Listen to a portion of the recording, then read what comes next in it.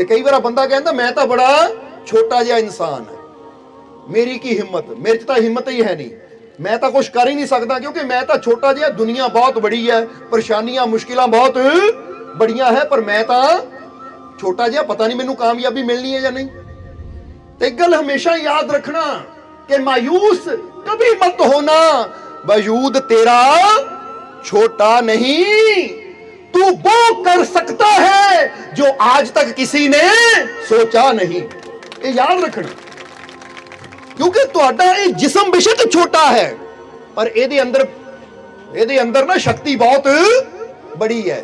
जिदा श्री कृष्ण की बचपन की कहानी तुसी सुनी होनी एक बार कि श्री कृष्ण तुहानू पता मक्खन भी चुरा लेंदे सी। एक दिन मां ने देखा जमीन तो कुछ चक के मुंह च पा रहे हैं, तो मां ने कहा लगता मेरा काना यानी कृष्ण मिट्टी खा रहा है।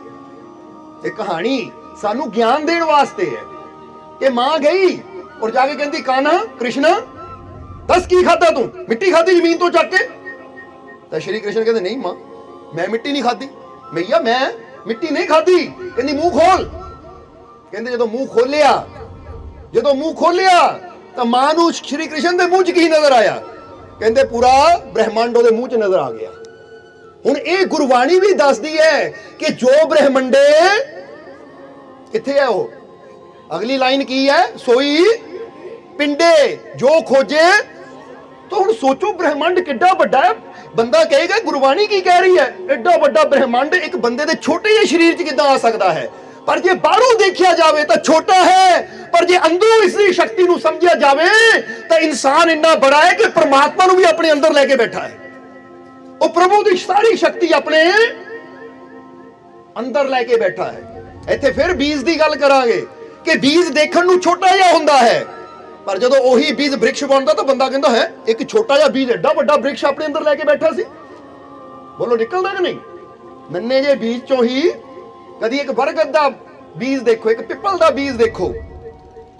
बरगद का वृक्ष बहुत बड़ा हुंदा है, जिन्हों बोड़ का वृक्ष भी कहता जाता है, जड़ा किड्डियां लमकदियां थल्ले तक, कि ओदा बीज देखोगे निक्का जिहा हुंदा है, पर वो निक्के जे बीज अंदर ही बहुत बड़ा वृक्ष छुपिया है। बस इसी तरह कि मायूस मत होना, वजूद तेरा,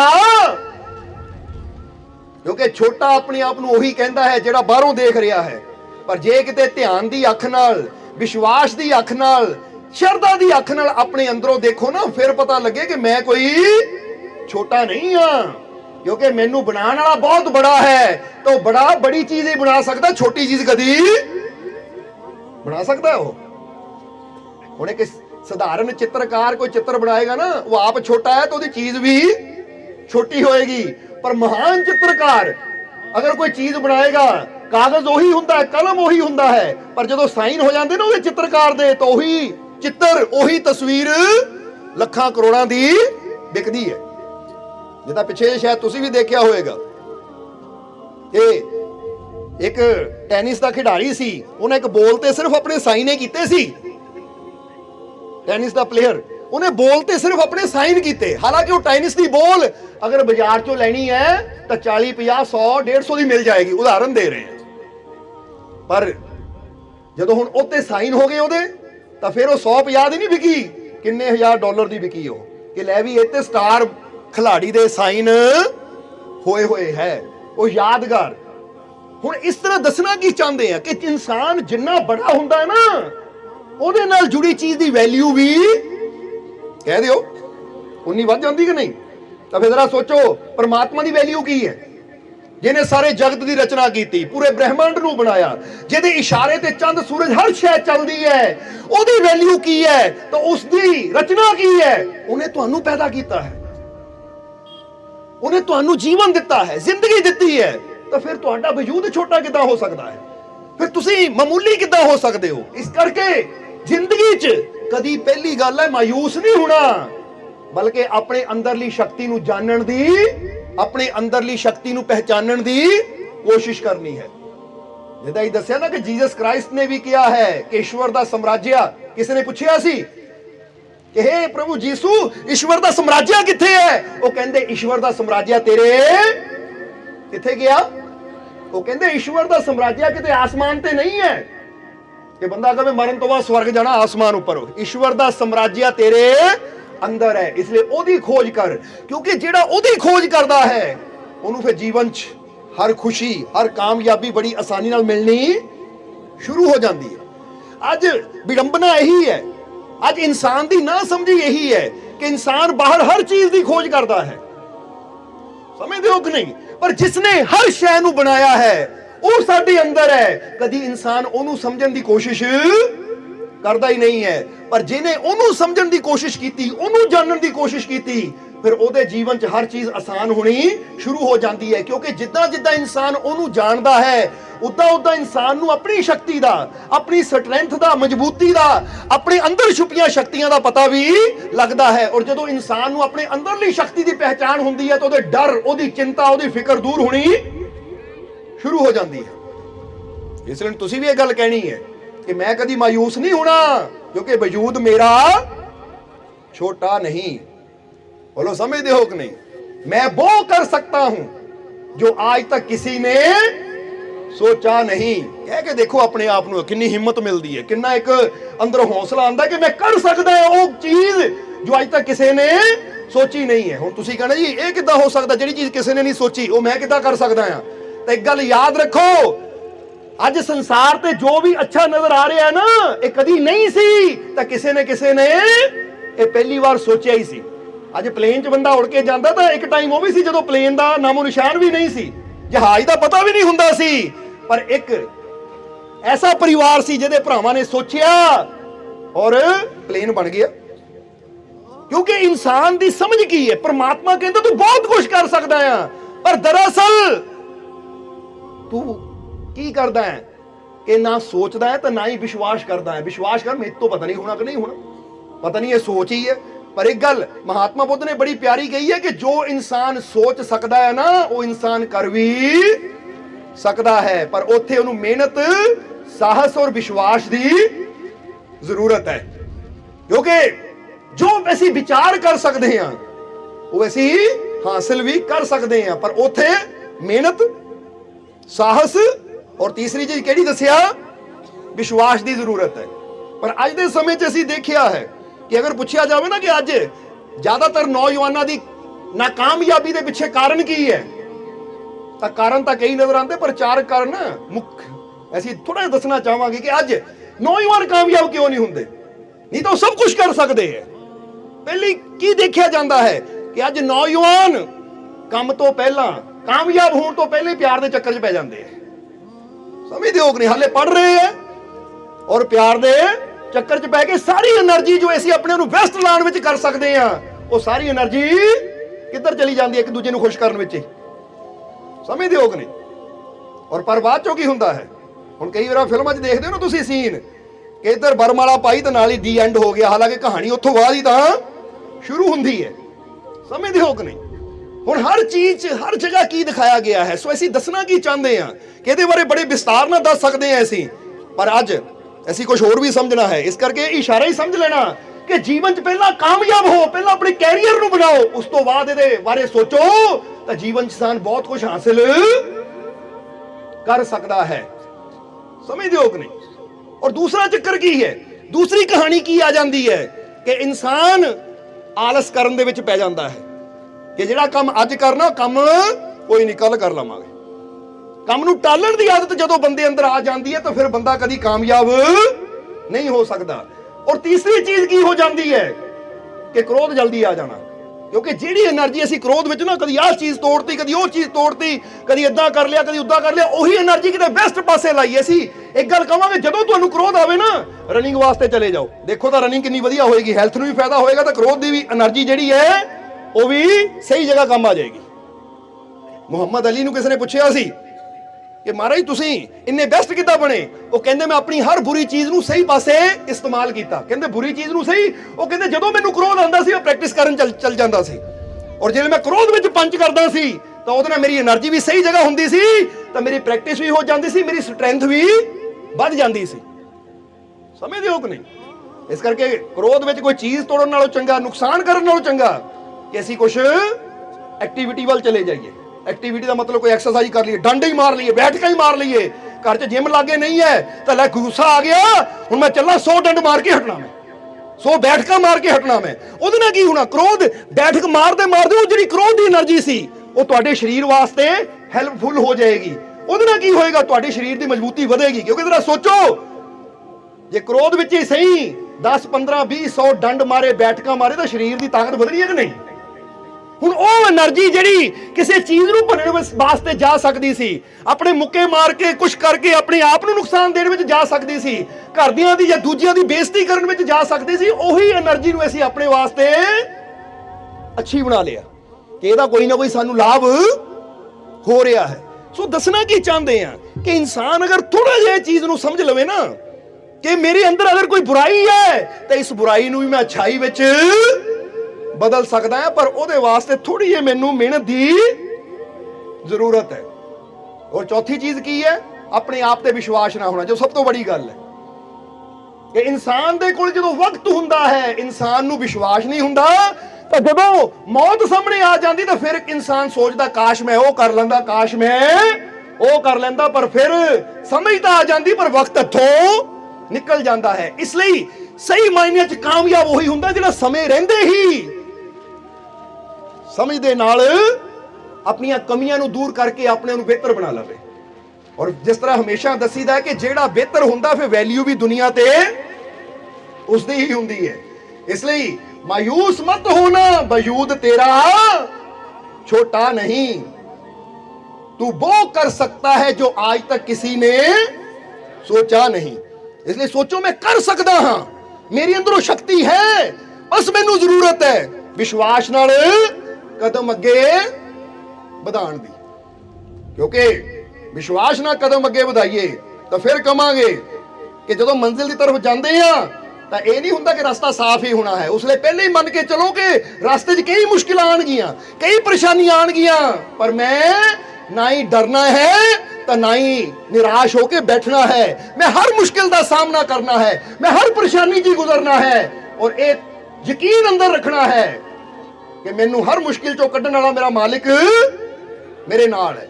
ਕਿਉਂਕਿ ਕਈ ਵਾਰ ਕੀ ਹੁੰਦਾ ਹੈ, ਕੋਈ ਕਹਿ ਦਿੰਦਾ ਹੈ ਨਾ, ਜਿਸ ਤਰ੍ਹਾਂ ਇੱਕ ਛੋਟੀ ਜਿਹੀ ਕਹਾਣੀ ਸਾਨੂੰ ਯਾਦ ਆ ਰਹੀ ਹੈ ਅੱਜ ਦੇ ਮੌਸਮ ਨੂੰ ਦੇਖ ਕੇ। ਇੱਕ ਵਾਰ ਨਾ ਬਾਦਲਾਂ ਨੇ ਫੈਸਲਾ ਕਰ ਲਿਆ, ਬਾਦਲਾਂ ਨੇ ਫੈਸਲਾ ਕਰ ਲਿਆ ਕਿ ਅਸੀਂ 10 ਸਾਲ ਬਰਸਣਾ ਹੀ ਨਹੀਂ। ਕਹਿੰਦੇ ਬਾਦਲਾਂ ਨੇ ਰਲ ਕੇ ਕੀ ਕੀਤਾ, ਫੈਸਲਾ ਕਰ ਲਿਆ ਕਿ 10 ਸਾਲ ਵਾਸਤੇ ਅਸੀਂ ਬਰਸਣਾ ਨਹੀਂ ਹੈ। ਇਸ ਲਈ ਉਹਨਾਂ ਨੇ ਨਾ ਸਾਰੇ ਕਿਸਾਨਾਂ ਨੂੰ ਦੱਸ ਦਿੱਤਾ, ਕਿਸਾਨ ਇਕੱਠੇ ਹੋ ਗਏ, ਕਹੇ ਕਿਸਾਨੋ ਅਸੀਂ ਤੁਹਾਨੂੰ ਪਹਿਲੀ ਚੇਤਾਵਨੀ ਦੇ ਰਹੇ ਕਿ ਹੁਣ 10 ਸਾਲ ਤੱਕ ਅਸੀਂ ਬਰਸਣਾ ਹੀ ਨਹੀਂ। ਇਸ ਕਰਕੇ ਹੁਣ ਤੁਸੀਂ ਆਪਣਾ ਹਿਸਾਬ ਕਿਤਾਬ ਦੇਖ ਲਓ। ਹੁਣ ਜਦੋਂ ਕਿਸਾਨਾਂ ਨੇ ਸੁਣਿਆ ਕਿ ਬਾਦਲਾਂ 'ਚੋਂ ਆਵਾਜ਼ ਆਈ ਕਿ ਹੁਣ 10 ਸਾਲ ਬਾਰਿਸ਼ ਨਹੀਂ ਹੋਣੀ, ਬਰਸਣਾ ਨਹੀਂ, ਤਾਂ ਜਿਹੜੇ ਕੁਝ ਕਿਸਾਨ ਸੀ ਜਿਨ੍ਹਾਂ ਨੇ ਕਿਹਾ ਭਾਈ ਜੇ ਬਾਰਿਸ਼ ਨਹੀਂ ਹੋਣੀ ਤਾਂ ਹੁਣ ਖੇਤ ਵਿੱਚ ਹਲ ਚਲਾਉਣ ਦਾ ਕੀ ਫਾਇਦਾ, ਹੁਣ ਮਿਹਨਤ ਕਰਨ ਦਾ ਕੀ ਫਾਇਦਾ। ਇਸ ਲਈ ਸਾਰੇ ਨਿਰਾਸ਼ ਹੋ ਕੇ ਆਪਣੇ ਘਰਾਂ ਨੂੰ ਚਲੇ ਗਏ। ਪਰ ਇੱਕ ਕਿਸਾਨ ਸੀ ਜਿਹਨੇ ਹਲ ਕੰਧੇ ਤੇ ਰੱਖਿਆ ਸੀ, ਉਹ ਘਰ ਜਾਣ ਦੀ ਬਜਾਏ ਖੇਤ ਦੀ ਤਰਫ ਤੁਰ ਪਿਆ ਔਰ ਖੇਤ ਵਿੱਚ ਜਾ ਕੇ ਹਲ ਚਲਾਉਣ ਲੱਗ ਗਿਆ। ਉਸ ਲਈ ਬਾਦਲਾਂ ਨੇ ਕਿਹਾ ਤੇਰਾ ਦਿਮਾਗ ਖਰਾਬ ਹੈ ਓਏ, ਬਾਕੀ ਸਾਰੇ ਘਰ ਚਲੇ ਗਏ ਸਾਡਾ ਫੈਸਲਾ ਸੁਣ ਕੇ ਕਿ ਹੁਣ 10 ਸਾਲ ਬਾਰਿਸ਼ ਨਹੀਂ ਹੋਣੀ, ਔਰ ਜੇ ਬਾਰਿਸ਼ ਨਹੀਂ ਹੋਣੀ ਤਾਂ ਫੇਰ ਹਲ ਜੋਤਣ ਦਾ, ਹਲ ਚਲਾਉਣ ਦਾ, ਬੀਜ ਬੋਣ ਦਾ ਫਾਇਦਾ ਕੀ ਹੈ। ਸਾਰੇ ਚਲੇ ਗਏ। ਇਸ ਲਈ ਤੂੰ ਕੀ ਕਰ ਰਿਹਾ, ਤੇਰਾ ਦਿਮਾਗ ਖਰਾਬ ਹੈ, ਤੂੰ ਘਰ ਜਾਣ ਦੀ ਬਜਾਏ ਖੇਤ ਵੱਲ ਚੱਲ ਪਿਆ। ਤਾਂ ਕਿਸਾਨ ਨੇ ਕਿਹਾ ਮੈਂ ਖੇਤ ਵੱਲ ਹੀ ਜਾ ਰਿਹਾ ਹਾਂ। ਠੀਕ ਹੈ, ਤੁਸੀਂ ਬਸ 10 ਸਾਲ ਨਹੀਂ ਬਰਸਣਾ, ਇਹ ਤੁਹਾਡਾ ਫੈਸਲਾ, ਨਾ ਬਰਸੋ, ਪਰ ਮੈਂ ਹਰ ਦਿਨ ਮਿਹਨਤ ਕਰਨੀ ਹੈ। ਕਿਉਂ?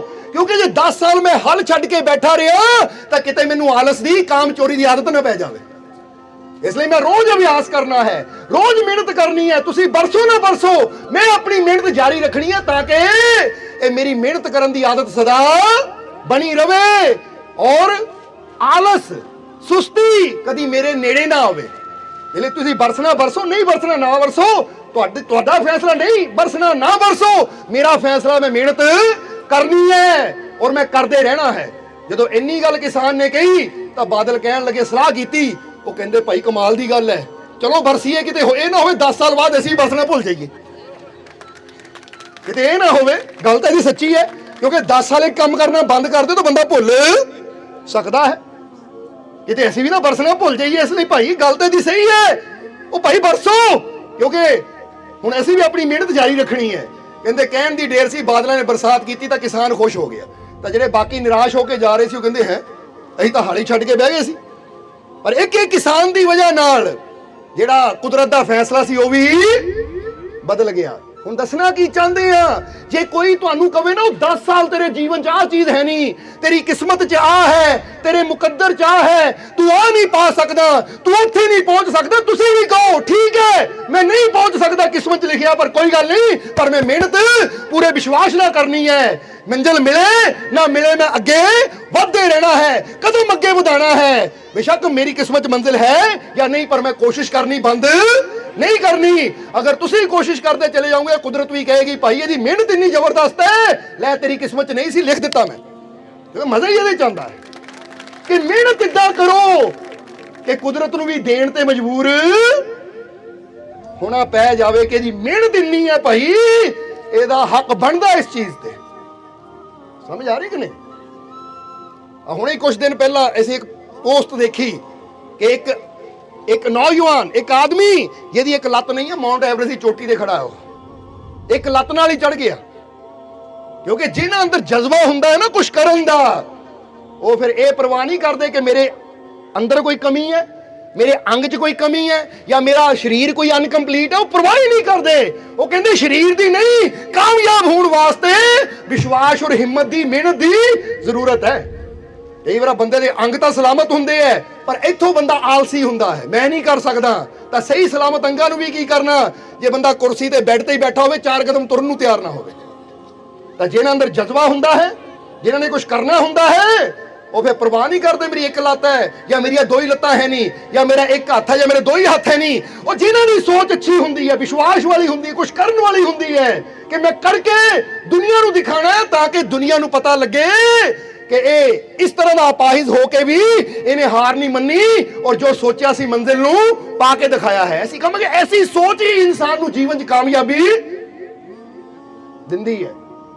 हुण तुसीं कामयाब होना है तो फिर ये ना देखो किहड़ा की कह रहा है, क्योंकि कई बार कोई पंडित, कोई ज्योतिषी, कोई जंतरी वाले बोले तेरी किस्मत च है नहीं नौकरी, और तेरी किस्मत च है नहीं पास होना, और तेरी किस्मत च है नहीं आ चीज, और तेरी किस्मत च है नहीं तेरी शादी होनी। ओ भाई ठीक है, किस्मत की है नहीं, पर मैं पूरी कोशिश करनी है, मैं अपने आप को बेस्ट बनाना है।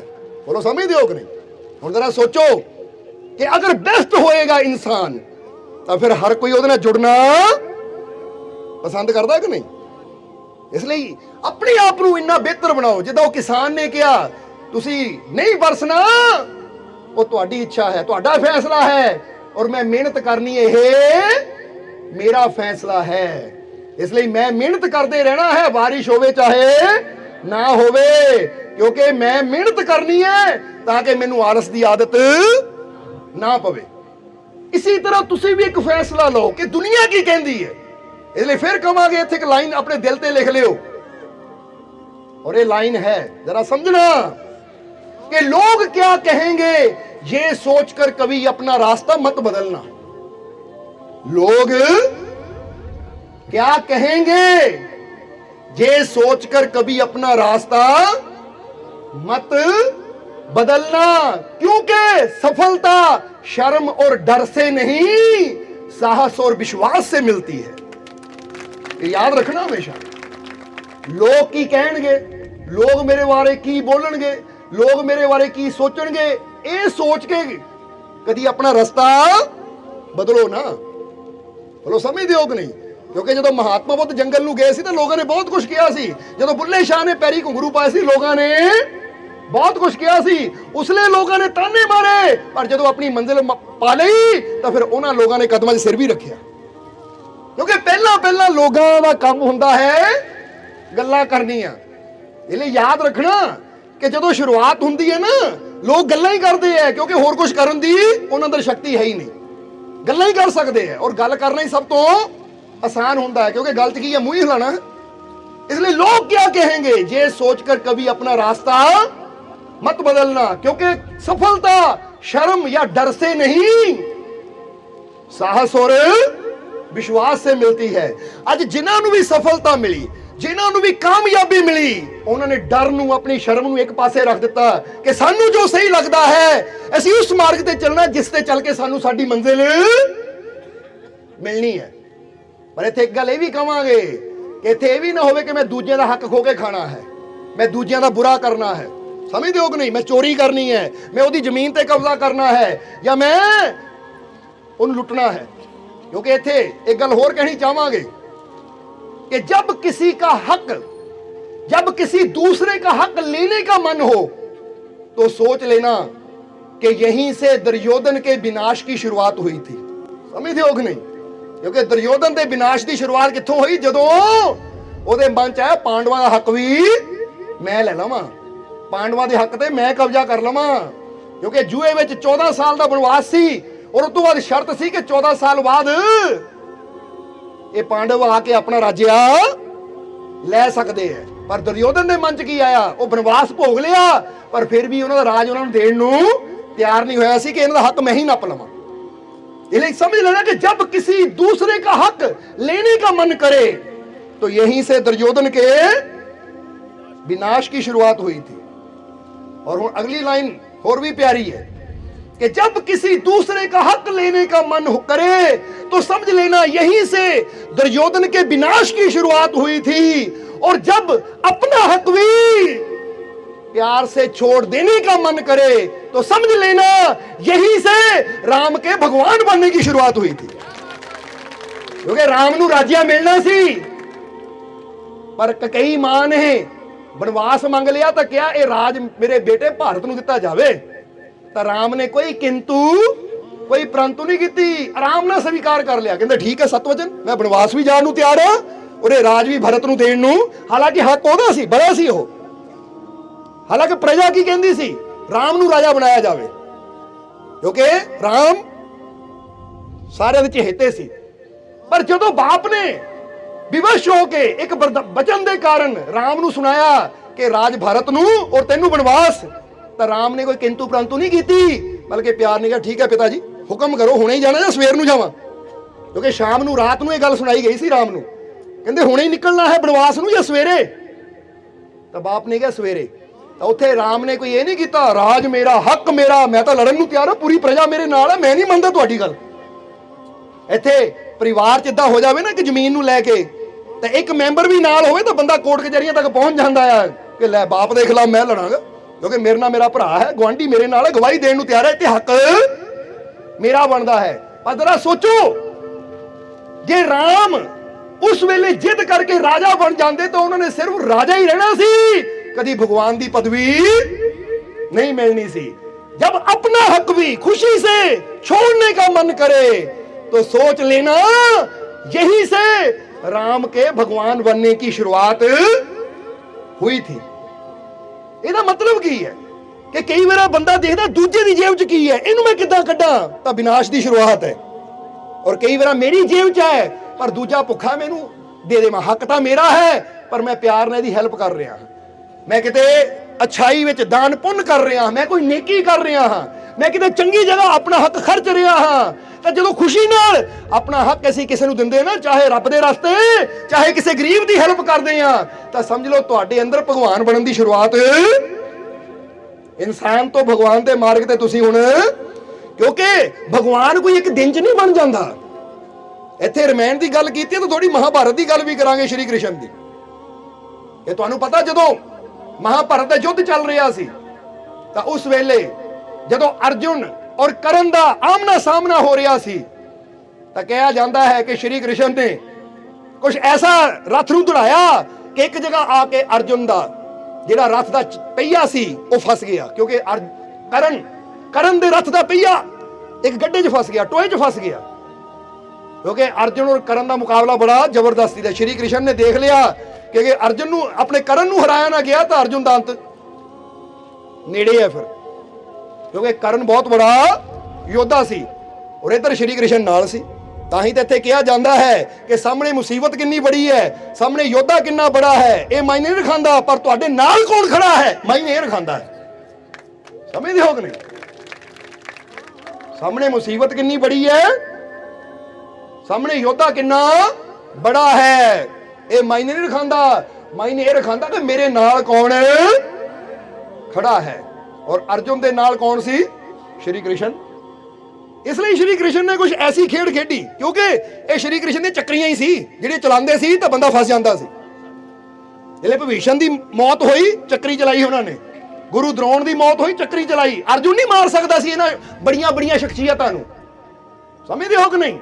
ਕਿਉਂਕਿ ਅਰਜੁਨ ਫਿਰ ਜਿੱਦਾਂ ਦੱਸਿਆ ਹੈ ਕਿ ਪਹਿਲੇ ਹੀ ਡਰ ਗਿਆ ਸੀ, ਇਸ ਲਈ ਗੰਢੀਵ ਰੱਖ ਕੇ ਬਹਿ ਗਿਆ ਸੀ, ਤਾਂ ਹੀ ਤਾਂ ਸ਼੍ਰੀ ਕ੍ਰਿਸ਼ਨ ਨੂੰ ਗੀਤਾ ਦੇ ਜ਼ਰੀਏ ਉਪਦੇਸ਼ ਦੇਣਾ ਪਿਆ ਸੀ। ਪਰ ਉੱਥੇ ਇਹ ਸ਼੍ਰੀ ਕ੍ਰਿਸ਼ਨ ਦੀਆਂ ਯੁਕਤੀਆਂ ਸੀ, ਚੱਕਰੀਆਂ ਸੀ। ਇਹ ਸੁਦਰਸ਼ਨ ਚੱਕਰ ਨਹੀਂ, ਉਹ ਇੱਥੋਂ ਵੀ ਚੱਕਰੀ ਇਦਾਂ ਦੀ ਚਲਾਉਂਦੇ ਸੀ, ਬੰਦਾ ਫਸ ਜਾਂਦਾ ਸੀ, ਸਮਝ ਲੈਣਾ। ਇਸ ਲਈ ਕਈ ਕਹਿ ਦਿੰਦੇ ਆ ਕਿ ਲੈ ਵੀ ਆ ਸੰਤ ਫਕੀਰ ਤਾਂ ਲੋਕਾਂ ਨੂੰ ਚੱਕਰ ਚ ਪਾ ਦਿੰਦੇ ਆ। ਬੋਲੋ ਸਮਝਦੇ ਹੋ ਕਿ ਨਹੀਂ? ਇਹ ਸੰਤ ਫਕੀਰ ਤਾਂ ਲੋਕਾਂ ਨੂੰ ਕੀ ਕਰ ਦਿੰਦੇ ਆ? ਚੱਕਰ ਚ ਪਾ ਦਿੰਦੇ ਆ। हाँ, चक्कर जैसे ही पाते हैं, पर ये भरमों का चक्कर नहीं है, समझते हो कि नहीं?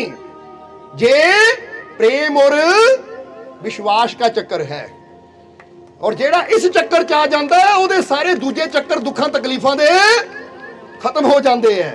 ਇਸ ਲਈ ਪ੍ਰੇਮ ਦੇ ਚੱਕਰ ਚ ਆ ਜਾਓ, ਵਿਸ਼ਵਾਸ ਦੇ ਚੱਕਰ ਚ ਆਇਓ ਤਾਂ ਪਰਮਾਤਮਾ ਦੇ ਨੇੜੇ ਹੋ ਜਾਵਾਂਗੇ, ਸਮਝਦੇ ਹੋ ਕਿ ਨਹੀਂ? ਸੋ ਅਰਜੁਨ ਵੀ ਸ਼੍ਰੀ ਕ੍ਰਿਸ਼ਨ ਦੇ ਪ੍ਰੇਮ ਦੇ ਚੱਕਰ ਚ ਆਇਆ ਤਾਂ ਦੇਖੋ ਮੁਸੀਬਤਾਂ ਦੇ ਚੱਕਰ ਚ ਉਹਨਾਂ ਨੇ ਕੱਢ ਲਿਆ। ਤੇ ਜੇ ਪ੍ਰੇਮ ਦੇ ਚੱਕਰ 'ਚ ਨਾ ਪੈਂਦਾ ਤਾਂ ਫਿਰ ਕੀ ਹੋਣਾ ਸੀ? ਫਿਰ ਅਰਜੁਨ ਦਾ ਰਾਜ ਤਾਂ ਗਿਆ ਹੀ ਸੀ, ਜਾਨ ਵੀ ਚਲੀ ਜਾਣੀ ਸੀ। ਪਰ 50 ਪਾਂਡਵਾਂ ਦਾ ਬਾਲਲੀ ਬਿੰਗਾ ਹੋਇਆ, ਉਧਰ 100 ਕੌਰਵ ਔਰ ਉਹਨਾਂ ਦੇ ਨਾਲ ਜਿੰਨੇ ਯੋਧਾ ਸੀ ਸਾਰੇ ਨਸ਼ਟ ਹੋ ਗਏ। ਨਹੀਂ ਤਾਂ ਜ਼ਰਾ ਸੋਚੋ, 100 ਭਰਾ ਦੁਰਯੋਧਨ ਦੇ ਮਰ ਗਏ, ਅਰਜੁਨ ਦਾ ਇੱਕ ਵੀ ਨਹੀਂ ਮਰਿਆ। ਕਿਉਂ? ਕਿਉਂਕਿ ਨਾਲ ਕੌਣ ਖੜਾ ਸੀ? ਨਹੀਂ ਤਾਂ ਬੰਦਾ ਕਹਿੰਦਾ 100 ਨਾਲ ਲੜਦੇ, ਇੱਕ ਅੱਧਾ ਤਾਂ ਮਰਿਆ ਹੀ, ਇੱਕ ਅੱਧੇ ਦੀ ਮੌਤ ਤਾਂ ਹੋਈ, ਪਰ ਨਹੀਂ, ਇੱਕ ਦਾ ਵੀ ਬਾਲਲੀ ਬਿੰਗਾ ਹੋਇਆ। ਕਿਉਂਕਿ ਫਿਰ ਕਵਾਂਗੇ ਤੁਸੀਂ ਵੀ ਆਪਣੇ ਅੰਦਰ ਵਿਸ਼ਵਾਸ ਰੱਖਣਾ ਕਿ ਸਾਹਮਣੇ ਫੌਜ ਕਿੱਦਾਂ ਦੀ ਹੈ, ਮੁਸੀਬਤ ਕਿੱਦਾਂ ਦੀ ਹੈ, ਉਹ ਯੋਧਾ ਕਿੱਦਾਂ ਦਾ ਹੈ। ਇਹ ਤੋਂ ਨਹੀਂ ਡਰਨਾ, ਇਹ ਦੇਖਣਾ ਕਿ ਮੇਰੇ ਨਾਲ ਜੇ ਮੇਰਾ ਮਾਲਿਕ ਖੜਾ ਹੈ ਤਾਂ ਦੁਨੀਆ ਦੀ ਕੋਈ ਤਾਕਤ ਮੈਨੂੰ ਹਰਾ ਨਹੀਂ ਸਕਦੀ। ਇਹ ਲਈ ਤਾਂ ਥੋੜਾ ਜਿਹਾ ਸਮਝਣਾ, ਜੋ ਜਿਸ ਮੇਨ ਪੁਆਇੰਟ ਤੇ ਹੁਣ ਆਉਣ ਲੱਗੇ ਆ ਅਸੀਂ। ਇਹ ਮਹਾਭਾਰਤ ਦੀ ਕਥਾ ਸੁਣਾਉਣ ਦੇ ਪਿੱਛੇ ਰਾਜ ਕੀ ਹੈ ਕਿ ਜਦੋਂ ਕਰਨ ਦਾ ਰੱਥ ਫਸਿਆ ਗੱਡੇ 'ਚ, ਸ਼੍ਰੀ ਕ੍ਰਿਸ਼ਨ ਨੇ ਚੱਕਰ ਚਲਾਇਆ, ਫਸ ਗਿਆ, ਤਾਂ ਉਸ ਵੇਲੇ ਕਰਨ ਆਪਣੇ ਰੱਥ ਨੂੰ ਕੱਢਣ ਵਾਸਤੇ ਜਦੋਂ ਪਹੀਏ ਨੂੰ ਚੱਕ ਰਿਹਾ ਸੀ ਤਾਂ ਸ਼੍ਰੀ ਕ੍ਰਿਸ਼ਨ ਮਾਰ ਤੀਰੇ ਦੇ। ਹੁਣ ਤਾਂ ਅਰਜੁਨ ਕਹਿੰਦਾ ਮਹਾਰਾਜ ਧਨੁਸ਼ ਰੱਖਿਆ ਹੋਇਆ, ਮਾਰ ਨਹੀਂ ਸਕਦੇ। ਕਹਿੰਦੇ ਮਾਰਨਾ ਪੈਣਾ ਹੀ ਆ ਕਾਕਾ। ਹੁਣ ਏਦਾਂ ਜੇ ਮੈਂ ਇੰਨੀ ਮਿਹਨਤ ਕਰਕੇ ਇੱਥੇ ਤੱਕ ਲਿਆਂਦੀ ਹੈ ਸਿਚੁਏਸ਼ਨ, ਹੁਣ ਤੀਰ ਮਾਰ, ਕਿਉਂਕਿ ਜਦ ਤੱਕ ਇਹਦੇ ਹੱਥ 'ਚ ਤੀਰ ਹੈ, ਕਮਾਨ ਹੈ, ਇਹਨੂੰ ਕੋਈ ਹਰਾ ਨਹੀਂ ਸਕਦਾ। ਇਸ ਲਈ ਮਾਰ। ਔਰ ਇਸ ਵੇਲੇ ਇਹ ਦੇਖਣ ਦਾ ਨਹੀਂ ਹੈ ਕਿ ਕੀ ਸਹੀ ਹੈ ਕਿ ਗਲਤ ਹੈ, ਉਹ ਅਧਰਮ ਦੇ ਨਾਲ ਹੈ, ਪਾਪ ਦੇ ਨਾਲ, ਔਰ ਪਾਪੀ ਦਾ ਅੰਤ ਕਰਨਾ ਸਾਡਾ ਫਰਜ਼ ਹੈ। ਜਦੋਂ ਅਰਜੁਨ ਨੇ ਤੀਰ ਮਾਰੇ, ਕਰਨ ਦੇ ਤੀਰ ਲੱਗੇ ਤਾਂ ਕਰਨ ਦੇ ਸਵਾਸ ਚੱਲ ਰਹੀ ਸੀ, ਸ਼੍ਰੀ ਕ੍ਰਿਸ਼ਨ ਰੱਥ ਤੋਂ ਉਤਰ ਕੇ ਗਏ ਤਾਂ ਪਤਾ ਕਰਨ ਨੇ ਕੀ ਕਿਹਾ? ਕਹਿੰਦੇ ਹੇ ਕਾਨਾ, ਇਹ ਤੁਸੀਂ ਕੀ ਕੀਤਾ? ਜੀ ਆਪਨੇ ਕੀ ਕੀਤਾ?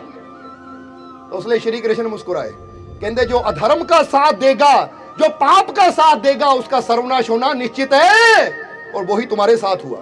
कि जेड़ा पाप का साथ देगा उसका सर्वनाश होना भी और वही तेरे नाल होया। पर ए करन मैनू ये दस तू ये क्यों कीता? वो कहंदे जी मैं की कीता? कहंदे तू अधर्म का साथ क्यों दिता? तू तो बड़ा वीर योद्धा बुद्धिमान सी, तू अधर्म का साथ क्यों दिता? तेनू पता सी दुर्योधन गलत है, वो पापी है, अधर्म है, ਉਹ ਧਰਮ ਦੇ ਮਾਰਗ ਤੇ ਚੱਲ ਰਿਹਾ, ਤੂੰ ਉਹਦਾ ਸਾਥ ਕਿਉਂ ਦਿੱਤਾ?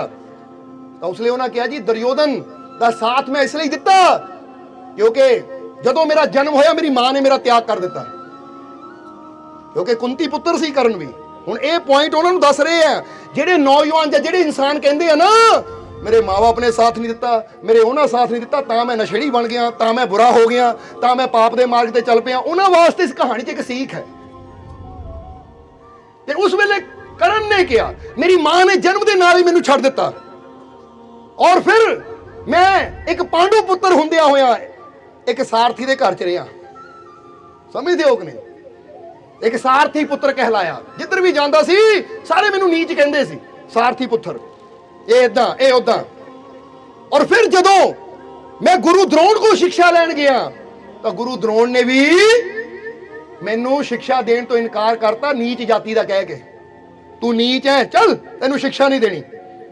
ਪਰ ਫਿਰ ਮੈਂ ਆਪਣੇ ਯੋਗ ਨਾਲ, ਜਰਾ ਹੁਣ ਗੌਰ ਕਰਨਾ, ਆਪਣੀ ਯੋਗਤਾ ਦੇ ਨਾਲ ਫਿਰ ਮੈਂ ਸਿੱਖਿਆ ਲਈ ਰਿਸ਼ੀ ਵਿਸ਼ਵਾਮਿੱਤਰ ਤੋਂ। ਔਰ ਫਿਰ ਉਸ ਤੋਂ ਬਾਅਦ ਜਦੋਂ ਦ੍ਰੋਪਦੀ ਸਵੈੰਬਰ ਹੋਣਾ ਸੀ, ਉੱਥੇ ਵੀ ਮੈਂ ਅਰਜੁਨ ਦਾ ਮੁਕਾਬਲਾ ਕਰਨ ਨੂੰ ਤਿਆਰ ਸੀ। ਮੈਂ ਭੇਦ ਸਕਦਾ ਸੀ ਮੱਛਲੀ ਦੀ ਅੱਖ ਨੂੰ, ਪਰ ਉੱਥੇ ਵੀ ਮੈਨੂੰ ਭਰੀ ਸਭਾ 'ਚ ਬੇਇੱਜ਼ਤ ਕੀਤਾ ਗਿਆ ਕਿ ਤੂੰ ਰਾਜਕੁਮਾਰ ਨਹੀਂ ਆ, ਤੂੰ ਇੱਕ ਨੀਚ ਜਾਤੀ ਦਾ ਸਾਰਥੀ ਹੈ। ਭਰੀ ਸਭਾ 'ਚ ਮੇਰੀ ਬੇਇੱਜ਼ਤੀ ਹੋਈ। ਤਾਂ ਫਿਰ ਦੁਰਯੋਧਨ ਨੇ ਉਸ ਵੇਲੇ ਮੈਨੂੰ ਆਪਣਾ ਬਣਾ ਕੇ ਮੇਰੇ ਬਾਹ ਨੂੰ ਪਕੜਿਆ ਔਰ ਕਿਹਾ, ਕਰਨ ਫਿਕਰ ਨਾ ਕਰ, ਅੱਜ ਤੋਂ ਮੈਂ ਤੈਨੂੰ ਰਾਜ ਘੋਸ਼ਿਤ ਕਰਦਾ, ਰਾਜਾ ਘੋਸ਼ਿਤ ਕਰਦਾ। ਤਾਂ ਉਹਨਾਂ ਆਪਣੇ ਛੋਟੇ ਜਿਹੇ ਰਾਜਿਆਂ ਦਾ ਉਹਨੂੰ ਰਾਜਾ ਬਣਾਇਆ ਸੀ। ਕਹਿੰਦੇ ਦੁਰਯੋਧਨ ਨੇ ਮੈਨੂੰ ਮਾਣ ਦਿੱਤਾ, ਦੁਰਯੋਧਨ ਨੇ ਮੈਨੂੰ ਸਨਮਾਨ ਦਿੱਤਾ, ਭਰੀ ਸਭਾ 'ਚ ਖੜਾ ਕਰਨ ਦੇ ਲਾਇਕ ਮੈਨੂੰ ਬਣਾਇਆ, ਇਸ ਲਈ ਮੈਂ ਉਹਦਾ ਸਾਥ ਦੇ ਰਿਹਾ। ਜਰਾ ਹੁਣ ਗੌਰ ਕਰਨਾ, ਇਸ ਲਈ ਮੈਂ ਉਹਦਾ ਸਾਥ ਦੇ ਰਿਹਾ। ਹੁਣ ਤੁਸੀਂ ਦੱਸੋ ਇਹ ਉਚਿਤ ਹੈ ਜਾਂ ਅਨੁਚਿਤ ਹੈ, ਯਾਨੀ ਸਹੀ ਹੈ ਜਾਂ ਗਲਤ ਹੈ? ਉਸ ਵੇਲੇ ਸ਼੍ਰੀ ਕ੍ਰਿਸ਼ਨ ਕਹਿੰਦੇ, ਕਰਨ ਇਹ ਤੂੰ ਜੋ ਕੀਤਾ ਨਾ, ਆਪਣੇ ਅਹਮ ਨੂੰ, ਆਪਣੇ ਹੰਕਾਰ ਨੂੰ ਤ੍ਰਿਪਤ ਕਰਨ ਵਾਸਤੇ ਕੀਤਾ। ਸਮਝਦੇ ਹੋ ਕਿ ਨਹੀਂ? ਉਹ ਕਹਿੰਦੇ ਮੈਨੂੰ ਦੇਖ, ਬਚਪਨ 'ਚ ਤੈਨੂੰ ਤੇਰੀ ਮਾਂ ਤੋਂ ਜੁਦਾ ਹੋਣਾ ਪਿਆ, ਤਾਂ ਮੈਨੂੰ ਵੀ ਆਪਣੇ ਮਾਤਾ ਪਿਤਾ ਤੋਂ ਜਨਮ ਦੇ ਨਾਲ ਹੀ ਜੁਦਾ ਹੋਣਾ ਪੈ ਗਿਆ, ਕਿਉਂਕਿ ਕਾਲ ਕੋਠਰੀ 'ਚ ਬੰਦ ਸੀ। ਤਾਂ ਮੈਨੂੰ ਵੀ ਜਨਮ ਤੋਂ ਜੁਦਾ ਹੋਣਾ ਪਵੇ, ਮੈਂ ਵੀ ਇੱਕ ਰਾਜਪੁੱਤਰ ਸੀ। ਉੱਥੋਂ ਜੁਦਾ ਹੋ ਕੇ ਗੋਕੁਲ ਪਹੁੰਚਿਆ, ਤਾਂ ਗੋਕੁਲ ਜਾ ਕੇ ਮੈਂ ਗਵਾਲਾ ਬਣਿਆ, ਗਊਆਂ ਦਾ ਗੋਹਾ ਵੀ ਚੱਕਿਆ, ਗੋਬਰ ਵੀ ਚੱਕਿਆ, ਦੁੱਧ ਵੀ ਦੋਇਆ, ਗਊਆਂ ਚਾਰੀਆਂ ਵੀ। ਔਰ ਲੋਕ ਮੈਨੂੰ ਗਵਾਲਾ ਗਵਾਲਾ ਕਹਿੰਦੇ ਸੀ, ਗਊ ਚਰਨ ਵਾਲਾ, ਗਊ ਚਰਨ ਵਾਲਾ। ਲੋਕ ਤਾਂ ਮੈਨੂੰ ਵੀ ਮੱਖਣ ਚੋਰ, ਪਤਾ ਨਹੀਂ ਕਿੰਨਾ ਕਿੰਨਾ ਕੁਝ ਬੋਲਦੇ ਸੀ। ਤੈਨੂੰ ਤਾਂ ਸਿਰਫ ਸਾਰਥੀ ਪੁੱਤਰ ਕਿਹਾ, ਮੈਨੂੰ ਮਾਖਣ ਚੋਰ ਵੀ ਕਿਹਾ, ਗਊਆਂ ਚਰਨ ਵਾਲਾ ਇੱਕ ਗਵਾਲਾ ਵੀ ਕਿਹਾ ਕਿ ਇਹ ਤਾਂ ਗਊਆਂ ਚਰਨ ਵਾਲਾ ਗਵਾਲਾ ਹੈ। ਮੈਨੂੰ ਬਹੁਤ ਲੋਕਾਂ ਦੇ ਤਾਨੇ ਸੁਣਨੇ ਪਏ। ਔਰ ਇੱਥੇ ਤੱਕ ਕਿ ਮੇਰਾ ਮਾਮਾ, ਬਚਪਨ ਵਿੱਚ ਮੈਂ ਕਿਸੇ ਦਾ ਕੁਝ ਨਹੀਂ ਵਿਗਾੜਿਆ ਸੀ, ਔਰ ਮੈਂ ਇਕੱਲਾ ਸੀ, ਨੰਨਾ ਜਿਹਾ, ਪਰ ਮੇਰਾ ਮਾਮਾ ਮੈਨੂੰ ਆਪਣਾ ਸਭ ਤੋਂ ਬੜਾ ਸ਼ਤਰੂ ਸਮਝ ਕੇ ਮੈਨੂੰ ਹੀ ਮਾਰਨ ਦੀ ਕੋਸ਼ਿਸ਼ ਕਰ ਰਿਹਾ ਸੀ। ਤੇਰੇ ਸਿਰ ਤੇ ਤਾਂ ਸੰਕਟ ਵੀ ਹੈ ਨਹੀਂ ਸੀ ਕਿ ਤੈਨੂੰ ਕੋਈ ਮਾਰਨ ਦੀ ਕੋਸ਼ਿਸ਼ ਕਰ ਰਿਹਾ ਹੈ। ਤੈਨੂੰ ਤਾਂ ਲੋਕਾਂ ਦੇ ਸਿਰੋਂ ਤਾਨੇ ਹੀ ਸੁਣਨੇ ਪਏ, ਮੈਨੂੰ ਤਾਨੇ ਵੀ ਸੁਣਨੇ ਪਏ, ਤਾਂ ਮੇਰੀ ਜਾਨ ਤੇ ਹਰ ਵੇਲੇ ਖਤਰਾ ਵੀ ਸੀ। ਫਿਰ ਮੈਨੂੰ ਗੋਕੁਲ ਛੱਡਣਾ ਪਿਆ, ਮਥੁਰਾ ਗਿਆ। ਫਿਰ ਜਰਾਸੰਧ ਦੇ ਡਰ ਤੋਂ ਮੈਨੂੰ ਮਥੁਰਾ ਵੀ ਛੱਡਣੀ ਪਈ। ਔਰ ਲੋਕਾਂ ਨੇ ਮੈਨੂੰ ਰਣਛੋੜ ਦਾਸ ਵੀ ਕਿਹਾ, ਕਿੰਨਾ ਕੁਝ ਲੋਕਾਂ ਨੇ ਮੈਨੂੰ ਕਿਹਾ। ਔਰ ਸ਼੍ਰੀ ਕ੍ਰਿਸ਼ਨ ਕਹਿੰਦੇ, ਅੱਜ ਦੇਖ, ਫਿਰ ਵੀ ਮੈਂ ਅਧਰਮ ਦਾ ਮਾਰਗ, ਪਾਪ ਦਾ ਮਾਰਗ ਨਹੀਂ ਚੁਣਿਆ, ਕਿਉਂਕਿ ਬਾਹਰਲੇ ਹਾਲਾਤ ਕੀ ਹੈ, ਲੋਕ ਕੀ ਕਹਿੰਦੇ ਐ, ਇਹ ਲੋਕਾਂ ਤੇ ਹੈ। ਪਰ ਉਹਨਾਂ ਦੀਆਂ ਗੱਲਾਂ ਸੁਣ ਕੇ ਅਸੀਂ ਕੀ ਕਰਦੇ ਆ, ਇਹ ਸਾਡੇ ਤੇ ਹੈ ਕਿ ਅਸੀਂ ਸੱਚ ਦਾ ਸਾਥ ਦੇਣਾ ਜਾਂ ਝੂਠ ਦਾ, ਧਰਮ ਦਾ ਸਾਥ ਦੇਣਾ ਜਾਂ ਅਧਰਮ ਦਾ। ਇਸ ਲਈ ਇੱਥੇ ਸ਼੍ਰੀ ਕ੍ਰਿਸ਼ਨ ਨੇ ਗੱਲ ਕਹੀ ਜੋ ਤੁਸੀਂ ਵੀ ਸੁਣ ਲੈਣਾ। श्री कृष्ण कहते, जीवन में आलोचना और प्रशंसा को खुशी से स्वीकार करना।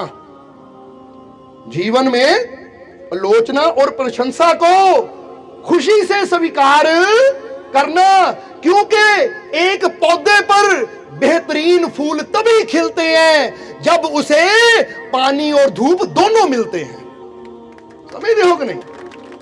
एक पौधे ਨੂੰ ਤੁਸੀਂ ਧੁੱਪ ਤੋਂ ਪਰੇ ਰੱਖ ਦਿਓ, ਪਾਣੀ ਪਾਈ ਜਾਓ, ਉਹ ਵਧੇਗਾ ਫੁੱਲੇਗਾ ਨਹੀਂ, ਨਾ ਹੀ ਉੱਤੇ ਫੁੱਲ ਖਿਲਣਗੇ। ਇੱਕ ਪੌਦੇ ਨੂੰ ਧੁੱਪ ਵੀ ਚਾਹੀਦੀ ਹੈ ਔਰ ਪਾਣੀ ਵੀ ਚਾਹੀਦਾ ਹੈ, ਫੇਰ ਹੀ ਉੱਤੇ ਸਹੀ ਬਿਹਤਰੀਨ ਫੁੱਲ ਖਿਲ ਸਕਦੇ ਹੈ, ਫੇਰ ਹੀ ਉਹ ਪੌਦਾ ਵੱਧ ਫੁੱਲ ਸਕਦਾ ਹੈ। ਇਸੇ ਤਰ੍ਹਾਂ ਜੀਵਨ 'ਚ ਜਦੋਂ ਕੋਈ ਤੁਹਾਡੀ ਆਲੋਚਨਾ ਕਰੇ, ਕੋਈ ਤੁਹਾਨੂੰ ਬੁਰਾ ਕਵੇ, ਜਾਂ ਫਰਜ਼ ਕਰੋ ਕਵੇ ਇਹ ਗਰੀਬ ਹੈ, ਹੁਣ ਤੁਸੀਂ ਆਪਣੀ ਗਰੀਬੀ ਨੂੰ ਚੋਰੀ ਕਰਕੇ, ਠੱਗੀ ਕਰਕੇ, ਕਿਸੇ ਦਾ ਹੱਕ ਖੋ ਕੇ ਵੀ ਦੂਰ ਕਰ ਸਕਦੇ ਹੋ। ਤਾਂ ਆਪਣੀ ਸੋਚ ਨੂੰ ਇਦਾਂ ਦਾ ਬਣਾ ਸਕਦੇ ਹੋ ਕਿ ਮਿਹਨਤ ਇੰਨੀ ਕਰਨੀ ਹੈ, ਹੱਕ ਹਲਾਲ ਦੇ ਨਾਲ ਇਦਾਂ ਦਾ ਮਿਹਨਤ ਕਰਕੇ ਆਪਣੇ ਨੂੰ ਬਿਹਤਰ ਬਣਾਉਣਾ ਹੈ ਕਿ ਦੁਨੀਆ ਯਾਦ ਕਰੇ ਕਿ ਕੱਲ ਕੀ ਸੀ, ਅੱਜ ਕਿੱਥੇ ਪਹੁੰਚ ਗਿਆ। ਕਿਉਂਕਿ ਦੁਨੀਆ ਕੀ ਕਹਿੰਦੀ ਹੈ, ਮਾਇਨੇ ਇਹ ਨਹੀਂ ਰਖਾਂਦਾ ਅਸੀਂ ਕੀ ਚੁਣਾਵ ਕਰਦੇ, ਅਸੀਂ ਕੀ ਫੈਸਲਾ ਲੈਂਦੇ, ਮਾਇਨੇ ਇਹ ਤਾਂ ਦੁਨੀਆ ਤੇ ਐਸੇ ਵੀ ਬਹੁਤ ਹੈ। ਸਮਝ ਲਓ, ਦੋ ਇਨਸਾਨ ਚੰਦ ਨੂੰ ਦੇਖ ਰਹੇ ਹੈ, ਇੱਕ ਨੂੰ ਚੰਦ ਅੰਦਰ ਦਾਗ ਨਜ਼ਰ ਆ ਰਿਹਾ ਤਾਂ ਦੂਜੇ ਨੂੰ ਚੰਦ ਦੀ ਖੂਬਸੂਰਤੀ ਨਜ਼ਰ ਆ ਰਹੀ ਹੈ। ਹੁਣ ਦ੍ਰਿਸ਼ਯ ਕੀ ਹੈ, ਨਜ਼ਰ ਕੀ ਦੇਖਦੀ ਹੈ, ਉਹ ਜ਼ਰੂਰੀ ਨਹੀਂ ਹੈ, ਪਰ ਉਹ ਦੇਖਣ ਵਾਲਾ, ਦ੍ਰਿਸ਼ ਨੂੰ ਦੇਖਣ ਵਾਲਾ ਸਾਡਾ ਨਜ਼ਰੀਆ ਕੀ ਹੈ, ਸਾਡੀ ਸੋਚ ਕੀ ਹੈ, ਜ਼ਰੂਰੀ। ਹੁਣ ਇੱਕ ਇਨਸਾਨ ਦੇਖਦਾ ਕਿਸੇ ਦੁੱਖ ਨੂੰ, ਆ ਗਿਆ ਦੁੱਖ, ਇਹ ਨਾ ਮੈਨੂੰ ਖਤਮ ਕਰ ਦੇਣਾ ਹੈ, ਇਹ ਨਾ ਮੇਰੀ ਜਾਨ ਲੈ ਲੈਣੀ ਹੈ, ਹੁਣ ਇਹ ਇਨਸਾਨ ਬੁਰਾ ਸੋਚਣ ਵਾਲਾ ਹੈ। ਤਾਂ ਦੂਜਾ ਇਨਸਾਨ ਕੀ ਕਹਿੰਦਾ ਹੈ, ਆ ਗਿਆ ਦੁੱਖ, ਉਹ ਕੋਈ ਗੱਲ ਨਹੀਂ, ਇਹ ਦੁੱਖ ਆਏਗਾ, ਹੁਣ ਮੈਂ ਹੋਰ ਮਜ਼ਬੂਤ ਹੋਣਾ ਹੈ, ਹੋਰ ਬਿਹਤਰ ਹੋਣਾ ਹੈ, ਇਹ ਦੁੱਖ ਆਏਗਾ, ਮੇਰਾ ਕੁਝ ਨਹੀਂ ਵਿਗੜੇਗਾ, ਕਿਉਂਕਿ ਇਹੀ ਤਾਂ ਵਕਤ ਹੈ ਆਪਣੇ ਮਾਲਿਕ ਦੀ ਵਿਸ਼ਵਾਸ ਦੀ ਸ਼ਕਤੀ ਦਿਖਾਉਣ ਦਾ। ਆਪਣੇ ਮਾਲਿਕ ਤੇ ਵਿਸ਼ਵਾਸ ਮੈਨੂੰ ਕਿੰਨਾ ਕੁ ਹੈ। ਇਸ ਲਈ ਇਹੀ ਪਰਖਣ ਦਾ ਟਾਈਮ ਹੈ ਕਿ ਦੁੱਖ ਨੂੰ ਦੇਖ ਕੇ ਮੈਂ ਡਰਨਾ ਨਹੀਂ ਹੈ, ਬਲਕਿ ਮੈਂ ਇਹਦਾ ਸਾਹਮਣਾ ਕਰਨਾ ਹੈ। ਕਿਉਂਕਿ ਜਿਹੜਾ ਪਹਿਲੇ ਹੀ ਡਰ ਗਿਆ, ਸਮਝ ਲਓ ਇੱਕ ਸ਼ਿਕਾਰੀ ਹੈ, ਉਹ ਜਾ ਰਿਹਾ ਜੰਗਲ 'ਚ, ਉਹਦੇ ਸਾਹਮਣੇ ਸ਼ੇਰ ਆ ਗਿਆ, ਹੁਣ ਬੰਦੂਕ ਉਹਦੇ ਹੱਥ 'ਚ ਹੈ, ਪਰ ਉਹ ਕੀ ਕਰਦਾ ਹੈ, ਸ਼ੇਰ ਨੂੰ ਦੇਖ ਕੇ ਆ ਗਿਆ ਸ਼ੇਰ, ਹੁਣ ਮਰ ਗਿਆ, ਡਰਨਾ ਸ਼ੁਰੂ ਕਰ ਦਿੰਦਾ ਹੈ, ਬੰਦੂਕ ਵੀ ਛੁੱਟ ਜਾਂਦੀ ਹੈ। ਤਾਂ ਕੀ ਹੋਣਾ ਹੈ ਉਹਦਾ? ਜਵਾਬ ਦੇ ਦਿਓ, ਕੀ ਹੋਣਾ ਹੈ ਉਹਦਾ? ਸ਼ੇਰ ਨੂੰ ਦੇਖ ਕੇ ਕੰਬਣ ਲੱਗ ਗਿਆ, ਆ ਗਿਆ ਸ਼ੇਰ, ਹੁਣ ਮਰ ਗਿਆ। ਠੀਕ ਹੈ, ਸ਼ੇਰ ਤਾਂ ਆ ਹੀ ਗਿਆ, ਹੁਣ ਸ਼ੇਰ ਨੂੰ ਤੂੰ ਆਪਣੀ ਖੁਸ਼ੀ ਨਾਲ ਨਹੀਂ ਬੁਲਾਇਆ, ਆ ਹੀ ਗਿਆ ਤੇਰੇ ਸਾਹਮਣੇ, ਹਾਲਾਤ ਆ ਗਏ ਕਿ ਸ਼ੇਰ ਸਾਹਮਣੇ ਆ ਗਿਆ, ਬੰਦੂਕ ਤੇਰੇ ਹੱਥ 'ਚ ਹੈ, ਪਰ ਸ਼ੇਰ ਨੂੰ ਦੇਖ ਕੇ ਡਰ ਗਿਆ, ਹੱਥ ਕੰਬਣ ਲੱਗ ਗਏ। ਤਾਂ ਦੱਸੋ ਸ਼ਿਕਾਰੀ ਦਾ ਕੀ ਬਣੇਗਾ? ਜਵਾਬ ਤਾਂ ਦਿਓ। ਸ਼ਿਕਾਰੀ, ਕਿਉਂਕਿ ਜੋ ਡਰ ਗਿਆ, ਸਮਝੋ ਹੁਣ ਇੱਕ ਦੂਜਾ ਸ਼ਿਕਾਰੀ ਹੈ, ਬੰਦੂਕ ਉਹਦੇ ਹੱਥ 'ਚ ਵੀ ਹੈ, ਅਚਾਨਕ ਸ਼ੇਰ ਸਾਹਮਣੇ ਆ ਗਿਆ, ਉਹ ਕਹਿੰਦਾ ਲੈ ਬਈ ਮਜ਼ਾ ਹੀ ਆ ਗਿਆ, ਮੈਂ ਤਾਂ ਸ਼ੇਰ ਨੂੰ ਲੱਭਣਾ ਸੀ, ਸ਼ੇਰ ਤਾਂ ਖੁਦ ਚੱਲ ਕੇ ਮੇਰੇ ਕੋਲ ਆ ਗਿਆ। ਉਹ ਚੱਕਦਾ ਬੰਦੂਕ, ਔਰ ਤਾਣ ਕੇ ਨਿਸ਼ਾਨਾ ਮਾਰਦਾ ਗੋਲੀ, ਔਰ ਸ਼ੇਰ ਹੋ ਗਿਆ ਧਾਰਾਸ਼ਾਹੀ। ਤਾਂ ਐਸੇ ਸ਼ਿਕਾਰੀ ਦੀ ਬੱਲੇ ਬੱਲੇ ਹੋ ਜਾਂਦੀ ਹੈ। ਪਿੰਡ 'ਚ ਵੀ ਨਾ ਹੁੰਦਾ ਤਾਂ ਅਖਬਾਰ 'ਚ ਫੋਟੋ ਵੀ ਆਉਂਦੀ, ਖੁੰਖਾਰ ਸ਼ੇਰ ਦਾ ਇਹਨੇ ਕਤਲ ਕੀਤਾ, ਇਹਨੇ ਖਤਮ ਕੀਤਾ, ਖੁੰਖਾਰ ਸ਼ੇਰ ਤੋਂ ਇਹਨੇ ਨਗਰ ਦੀ ਜਾਨ ਬਚਾਈ। ਸ਼ੇਰ ਉਹੀ ਹੈ, ਪਰ ਸੋਚ ਦਾ ਫਰਕ ਹੈ। ਇੱਕ ਹਾਲਾਤ ਨੂੰ ਦੇਖ ਕੇ ਡਰ ਜਾਂਦਾ ਹੈ, ਕੰਬ ਜਾਂਦਾ ਹੈ। ਜਿਹੜਾ ਕੰਬਦਾ ਹੈ, ਡਰਦਾ ਹੈ, ਉਹ ਆਪ ਹੀ ਮੌਤ ਦੇ ਰਸਤੇ ਤੇ ਕਦਮ ਰੱਖ ਦਿੰਦਾ ਹੈ। ਤਾਂ ਜਿਹੜਾ ਕਹਿੰਦਾ ਕੋਈ ਗੱਲ ਨਹੀਂ, ਆ ਗਿਆ ਦੁੱਖ, ਆ ਗਈ ਪਰੇਸ਼ਾਨੀ, ਤਾਂ ਇਹ ਦੁੱਖ ਨੂੰ ਕੀ ਪਤਾ, ਉਹ ਮਾਲਕ ਦੀ ਰਹਿਮਤ ਦੀ ਬੰਦੂਕ ਹੈ ਮੇਰੇ ਕੋਲ, ਮਾਲਕ ਦੇ ਵਿਸ਼ਵਾਸ ਦੀ ਬੰਦੂਕ ਹੈ ਮੇਰੇ ਕੋਲ। ਔਰ ਜਦੋਂ ਰਹਿਮਤ ਦੀ ਗੋਲੀ ਚੱਲਣੀ ਹੈ ਤਾਂ ਮੁਸੀਬਤਾਂ ਦਾ ਅੰਤ ਹੁੰਦਾ ਚਲਾ ਜਾਣਾ ਹੈ। ਕੋਈ ਮੁਸੀਬਤ ਮੇਰਾ ਕੁਝ ਨਹੀਂ ਵਿਗਾੜ ਸਕਦੀ, ਕਿਉਂਕਿ ਮੇਰਾ ਮਾਲਿਕ ਮੇਰੇ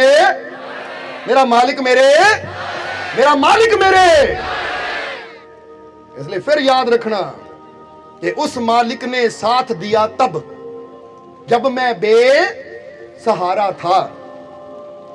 उस मालिक ने साथ दिया तब जब मैं बेसहारा था। उसका होकर जीत गया, मैं कदम कदम पर हारा था। समझ लेना सारे। ਜਿਹੜੇ ਇਨਸਾਨਾਂ ਨੇ ਮਾਲਿਕ ਦੇ ਕਦਮਾਂ ਨਾਲ ਜੁੜ ਕੇ ਕਾਮਯਾਬੀ ਪਾਈ ਹੈ ਨਾ, ਸਫਲਤਾ ਪਾਈ ਹੈ, ਫਿਰ ਉਹਨਾਂ ਦੇ ਅੰਦਰੋਂ ਇਹੀ ਆਵਾਜ਼ ਆਉਂਦੀ ਹੈ ਕਿ ਜਦੋਂ ਸਾਰੀ ਦੁਨੀਆ ਮੇਰਾ ਸਾਥ ਛੱਡ ਗਈ ਸੀ, ਜਦੋਂ ਮੈਂ ਬੇਸਹਾਰਾ ਰਹਿ ਗਿਆ ਸੀ, ਕੋਈ ਵੀ ਸਾਥ ਦੇਣ ਨੂੰ ਤਿਆਰ ਨਹੀਂ ਸੀ, ਤਾਂ ਮੇਰੇ ਮਾਲਿਕ ਨੇ ਉਸ ਵੇਲੇ ਆ ਕੇ ਮੇਰੀ ਬਾਹ ਫੜੀ, ਉਸ ਵੇਲੇ ਆ ਕੇ ਮੇਰਾ ਸਾਥ ਦਿੱਤਾ। ਔਰ ਜਦੋਂ ਉਹਨੇ ਸਾਥ ਦਿੱਤਾ ਤਾਂ ਜਿੱਥੇ ਹਰ ਕਦਮ ਤੇ ਮੈਨੂੰ ਹਾਰ ਮਿਲ ਰਹੀ ਸੀ, ਜਿੱਥੇ ਹਰ ਕਦਮ ਤੇ ਮੇਰੀ ਹਾਰ ਹੋ ਰਹੀ ਸੀ, ਜਿੱਥੇ ਹਰ ਕਦਮ ਤੇ ਮੈਂ ਨਿਰਾਸ਼ਾ ਦੇ ਸਮੁੰਦਰ 'ਚ ਗੋਤੇ ਖਾ ਰਿਹਾ ਸੀ, ਉਹ ਜਦੋਂ ਮੇਰੇ ਮਾਲਿਕ ਨੇ ਮੇਰੀ ਬਾਹ ਫੜੀ, ਮੈਨੂੰ ਆਪਣਾ ਬਣਾਇਆ, ਤਾਂ ਫਿਰ ਹਰ ਮੁਕਾਮ ਤੇ ਮੇਰੀ ਜਿੱਤ ਹੋਣੀ, ਹੁਣ ਜਿੱਤਣਾ ਕਿ ਨਹੀਂ? ਤਾਂ ਫਿਰ ਸਮਝ ਲਓ, ਫਿਰ ਤੁਹਾਡੇ ਅੰਦਰੋਂ ਵੀ ਆਵਾਜ਼ ਆਣੀ ਚਾਹੀਦੀ ਹੈ ਕਿ ਉਸਕਾ ਹੋਕਰ जीत गया मैं पहले कदम कदम पर।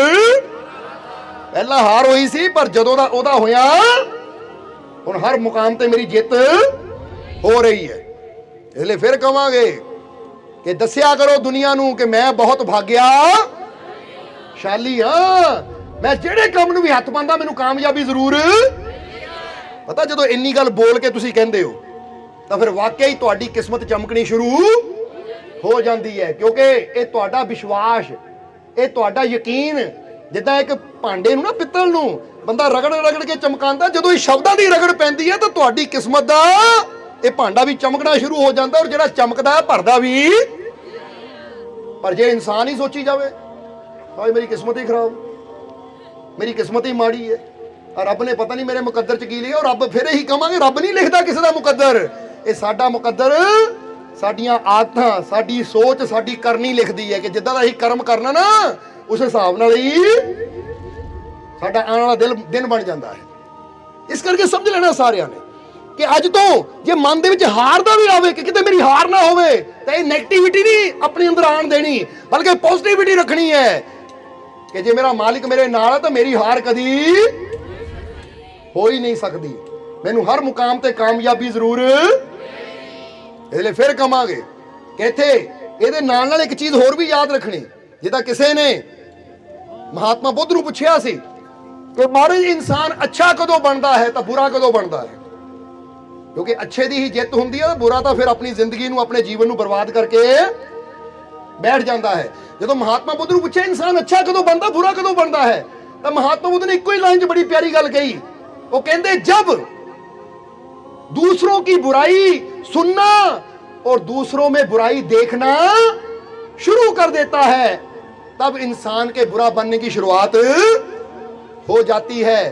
और जब किसी की अच्छाई देखना और अच्छी बातें सुनना इंसान शुरू कर देता है, तो उसके अच्छा बनने की शुरुआत होती है।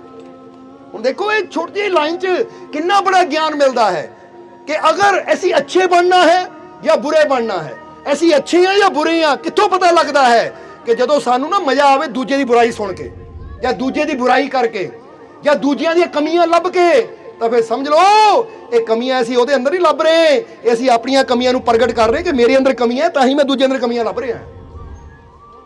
समझ रहे हो कि नहीं?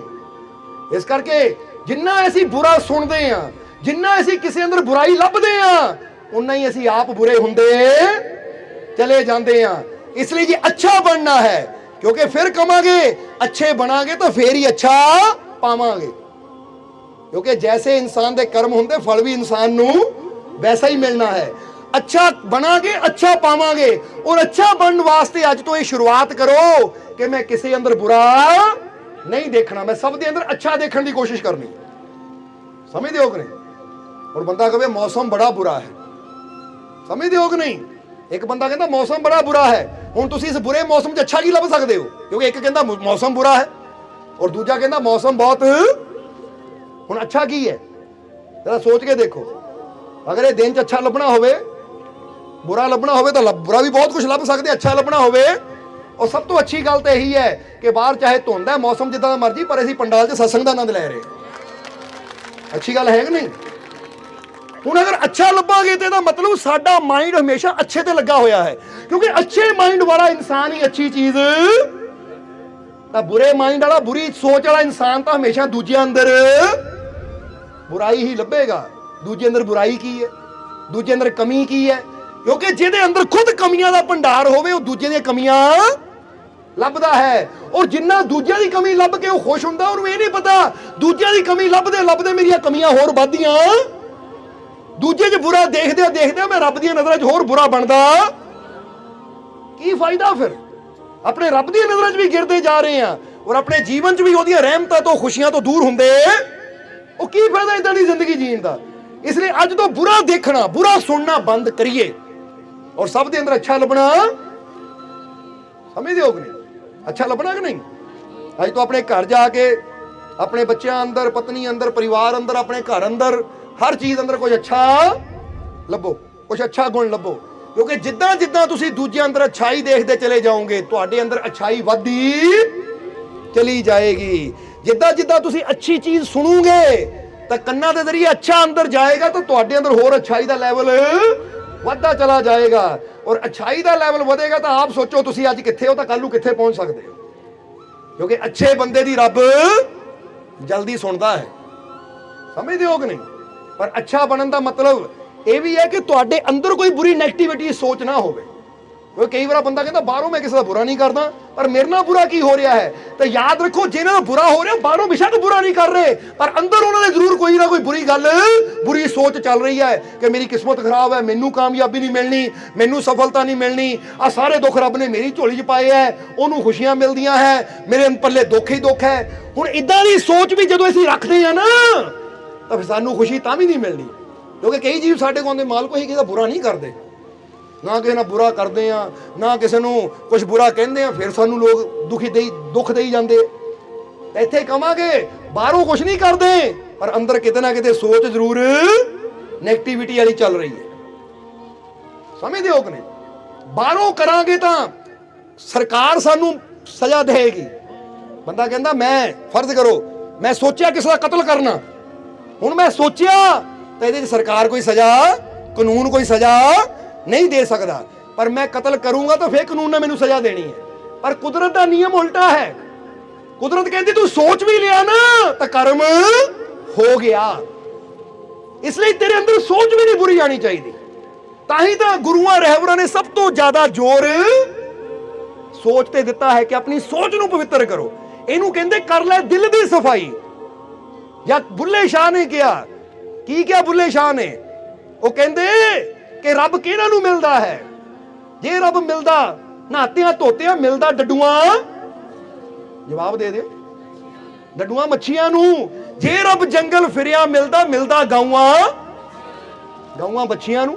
ਉਹ ਬੁੱਲੇ ਸ਼ਾਹ ਰੱਬ ਕਿਹਨਾਂ ਨੂੰ ਮਿਲਦਾ? ਸਾਫ਼ ਦਿਲਾਂ ਵਾਲੇ ਸੱਚਿਆਂ ਨੂੰ। ਦਿਲ ਸਾਫ਼ ਹੋਣਾ ਚਾਹੀਦਾ ਹੈ, ਨੀਅਤ ਸਾਫ਼ ਹੋਣੀ ਚਾਹੀਦੀ ਹੈ, ਰੱਬ ਫਿਰ ਮਿਲਦਾ ਹੈ। ਹੁਣ ਸਰੀਰ ਦੇ ਤੌਰ ਤੇ ਮਾਲਾ ਲੈ ਕੇ ਬੈਠੇ ਆ, ਪਰ ਨੀਅਤ ਸੋਚ ਮਾੜੀ ਹੈ, ਤਾਂ ਫਿਰ ਰੱਬ ਮਿਲ ਜਾਏਗਾ? ਜ਼ਰਾ ਸੋਚੋ। ਕਿਉਂਕਿ ਬੰਦੇ ਨੇ ਕਹਿਣਾ ਮੈਂ ਤਾਂ ਬੁਰਾ ਕੀਤਾ ਨਹੀਂ, ਮੈਂ ਤਾਂ ਮਾਲਾ ਹੀ ਫੇਰ ਰਿਹਾ ਸੀ। ਤਾਂ ਰੱਬ ਨੇ ਤੇਰੀ ਮਾਲਾ ਨਹੀਂ ਦੇਖਣੀ, ਰੱਬ ਨੇ ਦੇਖਣਾ ਤੇਰੇ ਅੰਦਰ ਕੀ ਚੱਲ ਰਿਹਾ ਹੈ। ਇਸ ਲਈ ਇੱਥੇ ਵੀ ਸੋਚ ਪੋਜ਼ਿਟਿਵ ਰੱਖੋ। ਜੇ ਬਾਹਰੋਂ ਅਸੀਂ ਕੁਝ ਬੁਰਾ ਨਹੀਂ ਕਰਦੇ ਨਾ, ਔਰ ਫਿਰ ਕਵਾਂਗੇ, ਇਹ ਗੱਲ ਯਾਦ ਰੱਖਣਾ ਕਿ ਅਗਰ ਇੱਥੇ ਇੱਕ ਗੱਲ ਕਹਿਣੀ ਚਾਹਾਂਗੇ, ਅਗਰ ਅਸੀਂ ਚਾਹੁੰਦੇ ਹਾਂ ਕਿ ਸਮਾਜ ਅਪਰਾਧ ਮੁਕਤ ਹੋਵੇ, ਤਾਂ ਇਹ ਅਪਰਾਧ ਨੂੰ, ਇਹ ਪਾਪ ਨੂੰ ਸਰਕਾਰ ਨਹੀਂ ਰੋਕ ਸਕਦੀ। ਉਹ ਸਤਸੰਗ ਚਾਹੋ, ਗੁਰੂਆਂ ਨਾਲ ਜੁੜੋ, ਕਿਉਂਕਿ ਸਰਕਾਰ ਅਪਰਾਧ ਨਹੀਂ ਰੋਕ ਸਕਦੀ, ਪਰ ਇਨਸਾਨ ਦੇ ਅੱਛੇ ਸੰਸਕਾਰ ਅਪਰਾਧ ਜ਼ਰੂਰ ਰੋਕ ਸਕਦੇ। ਇਹ ਗੱਲ ਯਾਦ ਰੱਖਣਾ ਹਮੇਸ਼ਾ। ਕਿਉਂਕਿ ਜਿੱਥੇ ਸਰਕਾਰੀ ਕਰਮਚਾਰੀ ਨਾ ਹੋਵੇ, ਬੰਦਾ ਕਹਿੰਦਾ ਕੋਈ ਨਹੀਂ ਦੇਖਦਾ, ਲੁੱਟ ਲਓ। ਕਿਉਂਕਿ ਅੰਦਰ ਕਿਸੇ ਨਾ ਕਿਸੇ ਦੇ ਹਰ ਪਹਿਲੇ ਕੁਝ ਬੈਠਾ ਹੈ, ਪਰ ਉਹ ਡਰ ਕਰਕੇ ਨਹੀਂ ਬੰਦਾ ਕਰਦਾ। ਨਹੀਂ ਤਾਂ ਜ਼ਰਾ ਸੋਚੋ, ਕਈ ਵਾਰ ਝਗੜਾ ਹੁੰਦਾ, ਬੰਦਾ ਕਹਿੰਦਾ ਖੂਨ ਕਰ ਦੇਵੇਂ ਇਹਦਾ, ਪਰ ਯਾਰ ਫਾਂਸੀ ਤੋਂ ਡਰਦਾ ਆ। ਤਾਂ ਜੇ ਫਾਂਸੀ ਦੀ ਪ੍ਰਥਾ ਹੀ ਨਾ ਹੋਵੇ, ਕੋਈ ਹੋਵੇ ਹੀ ਨਾ ਤੁਹਾਨੂੰ ਫੜਨ ਵਾਲਾ, ਤਾਂ ਪਤਾ ਨਹੀਂ ਕਿੰਨੇ ਦਾ ਖੂਨ ਕਰਦੇ ਹੋ ਤੁਸੀਂ ਗੁੱਸੇ ਵਿੱਚ ਆ ਕੇ। ਹੁਣ ਪਰ ਜੇ ਸੰਸਕਾਰ ਅੰਦਰ ਅੱਛੇ ਹੈ ਕਿ ਮੈਂ ਕਿਸੇ ਨੂੰ ਪੀੜਾ ਨਹੀਂ ਦੇਣੀ, ਕਿਉਂਕਿ ਸਰਕਾਰ ਦੇਖੇ ਨਾ ਦੇਖੇ, ਪਰ ਮੇਰਾ ਮਾਲਿਕ ਮੈਨੂੰ ਦੇਖ ਰਿਹਾ ਹੈ। ਜੇ ਅੰਦਰੋਂ ਅਸੀਂ ਅੱਛੇ ਆ, ਤਾਂ ਸਾਡੇ ਅੰਦਰ ਕਦੀ ਸੋਚ ਵੀ, ਫਿਰ ਪੁਲਿਸ ਵਾਲਾ ਹੋਵੇ, ਸਰਕਾਰ ਹੋਵੇ ਨਾ ਹੋਵੇ, ਪਰ ਜੇ ਸੰਸਕਾਰ ਅੱਛੇ, ਤਾਂ ਅੱਛੇ ਸੰਸਕਾਰਾਂ ਵਾਲਾ ਕਦੀ ਕਿਸੇ ਨੂੰ ਦੁੱਖ, ਕਿਸੇ ਨੂੰ ਪੀੜਾ। ਇਸ ਲਈ ਔਰ ਇਹ ਸੰਸਕਾਰ ਸਾਨੂੰ ਸਤਸੰਗ ਵਿੱਚ ਆ ਕੇ ਸੰਤਾਂ ਗੁਰੂਆਂ ਰਹਿਬਰਾਂ ਦੀ ਸੋਭਤ ਵਿੱਚ ਮਿਲਦੇ ਆ ਕਿ ਅੱਛੀ ਜ਼ਿੰਦਗੀ ਜੀਓ, ਆਪਣੀ ਸੋਚ ਨੂੰ ਪਵਿੱਤਰ ਰੱਖੀਏ, ਤਾਂ ਫਿਰ ਜੀਵਨ 'ਚ ਸਾਨੂੰ ਹਾਰ ਕਦੀ ਆ ਹੀ ਨਹੀਂ ਸਕਦੀ। ਸਮਝਦੇ ਹੋ ਕਿ ਨਹੀਂ? ਇਸ ਲਈ ਕਦੀ ਵੀ ਫਿਰ ਕਵਾਂਗੇ, ਹੁਣ ਟਾਈਮ ਵੀ ਕਾਫੀ ਹੋ ਰਿਹਾ, ਇਸ ਲਈ ਸਤਸੰਗ ਨੂੰ ਥੋੜਾ ਸਮਾਪਤੀ ਤਰਫ ਲੈ ਕੇ ਜਾਈਏ। ਹੁਣ ਜ਼ਰਾ ਸਮਝਣਾ ਕਿ ਜਿੱਦਾਂ ਇਹ ਦੱਸਿਆ ਕਿ ਇੱਕ ਸ਼ੇਰ ਨੂੰ ਦੇਖ ਕੇ ਜਿਹੜਾ ਸ਼ਿਕਾਰੀ ਡਰ ਜਾਂਦਾ ਹੈ ਉਹ ਮਰ ਜਾਂਦਾ ਹੈ, ਪਰ ਜਿਹੜਾ ਹੌਸਲੇ ਨਾਲ ਆਪਣੇ ਪਤਾ ਹੈ ਕਿ ਮੇਰੇ ਕੋਲ ਬੰਦੂਕ ਹੈ, ਮੈਂ ਇਹਦਾ ਸਾਹਮਣਾ ਕਰ ਸਕਦਾ ਹਾਂ, ਉਹ ਸ਼ੇਰ ਨੂੰ ਮਾਰਦਾ ਵੀ ਹੈ ਔਰ ਵਿਜੇਤਾ ਬਣ ਕੇ ਘਰ ਵੀ ਜਾਂਦਾ ਹੈ। ਇਸੇ ਤਰ੍ਹਾਂ ਤੁਸੀਂ ਵੀ ਆਪਣੇ ਅੰਦਰ ਡਰ ਨਹੀਂ, ਆਪਣੇ ਮਾਲਿਕ ਦਾ ਵਿਸ਼ਵਾਸ ਰੱਖਣਾ ਹੈ, ਇਹ ਸਾਹਸ ਰੱਖਣਾ ਹੈ ਕਿ ਕੋਈ ਮੁਸ਼ਕਿਲ, ਕੋਈ ਪਰੇਸ਼ਾਨੀ, ਕਿਸੇ ਤਰ੍ਹਾਂ ਦੀ ਵੀ ਅੜਚਨ ਅਗਰ ਮੇਰੇ ਰਸਤੇ ਜਾਂਦੀ ਹੈ, ਤਾਂ ਮੈਂ ਡਰ ਕੇ ਹਥਿਆਰ ਛੱਡ ਕੇ ਨਹੀਂ ਬੈਠਣਾ, ਹਿੰਮਤ ਹਾਰ ਕੇ ਨਹੀਂ ਬੈਠਣਾ, ਬਲਕਿ ਮੈਂ ਪੂਰੇ ਵਿਸ਼ਵਾਸ ਨਾਲ, ਪੂਰੇ ਸਾਹਸ ਨਾਲ ਉਹਦਾ ਸਾਹਮਣਾ ਕਰਨਾ ਔਰ ਵਿਜੇਤਾ ਬਣ ਕੇ ਆਪਣੀ ਮੰਜ਼ਿਲ ਤੇ ਦੁਨੀਆ ਨੂੰ ਪਹੁੰਚ ਕੇ ਦਿਖਾਣਾ ਹੈ। क्योंकि हम हार जाएंगे, ये डर ही हमारी हार का कारण बनता है। समझते हो कि नहीं? क्योंकि जो पहले डर के बैठा मैं हार जाना है, तो हुण ओनू कोई होर नहीं हरा रहा, ओनू कोई दूजी टीम नहीं हरा रही, ओनू दुख नहीं हरा रहे, ओदी ये सोच ही कि मैं हार जाना है और मेरा ये डर ही मेरी हार का कारण कह दिओ बन जाता है। हुण तुसीं जितना चाहते हो, तो अज तो हार के बारे नहीं सोचना कि मैं हार जाना, बल्कि ये सोचो मैं कर्म करना है और मैनू विश्वास है, मैनू कामयाबी जरूर, मैनू जित जरूर, क्योंकि मेरा मालिक मेरे। इसलिए अपनी सोच नू उच्चा रखना है। समझते हो कि नहीं? अपनी सोच नू गिरन नहीं देना। गिरन का मतलब है हार वाले पासे या डर वाले पासे, चिंता वाले पासे नहीं जान देना, या किसी के बुरे पासे नहीं जान देना, किसी बुरी सोच नू, बुरी कामना नू अपने अंदर नहीं रखना। क्योंकि इत्थे गल होर कहांगे कि चाय और चरित्र जब गिरते हैं तो दाग जरूर लगता है। की क्या है? एक चाह का कप पींदे हो ना, चाह का कप गिर जाए तो बंदे चरित्र गिर जाए तो दाग जरूर। हुण तुसीं दाग लाना है, फिर चाह भी संभाल के पिया करो। हाथे चाह फड़ ली तो उधर ही ध्यान रखो, ये नहीं कि चाह रख के ध्यान इधर गिरती है तो दाग लगना ही है। और सब तो बड़ा दाग चरित्र का, क्योंकि जो चरित्र गिरता है तो फिर भी इंसान दे जीवन च दाग जरूर। इसलिए संभाल के रखो इन्हों, अपने चरित्र नूं गिरन ना दिओ। चरित्र की हुंदा है पता ना तुहानूं? साडा उठना की है, बैठना की है, ਸਾਡੀ ਬੋਲ ਬਾਣੀ ਕੀ ਹੈ, ਸਾਡਾ ਸੁਭਾਅ ਕੀ ਹੈ। ਕਿਉਂਕਿ ਸਭ ਤੋਂ ਪਹਿਲੀ ਗੱਲ ਹੈ ਆਪਣੇ ਸੁਭਾਅ ਤੇ ਗੌਰ ਕਰਿਆ ਕਰੋ। ਜਰਾ ਆਪ ਸੋਚ ਕੇ ਦੇਖੋ ਕਿ ਅਸੀਂ ਤਾਂ ਜਿੱਥੇ ਤੱਕ ਗਹਿਰਾਈ 'ਚ ਜਾ ਕੇ ਸੋਚਦੇ ਕਿ ਇਨਸਾਨ ਰੱਬ ਨੂੰ ਪਾ ਸਕਦਾ ਹੈ, ਕਾਮਯਾਬ ਹੋ ਸਕਦਾ, ਇਹ ਜ਼ਿਆਦਾਤਰ ਬੰਦੇ ਦੇ ਸੁਭਾਅ ਤੇ ਹੀ ਨਿਰਭਰ ਕਰਦਾ ਹੈ।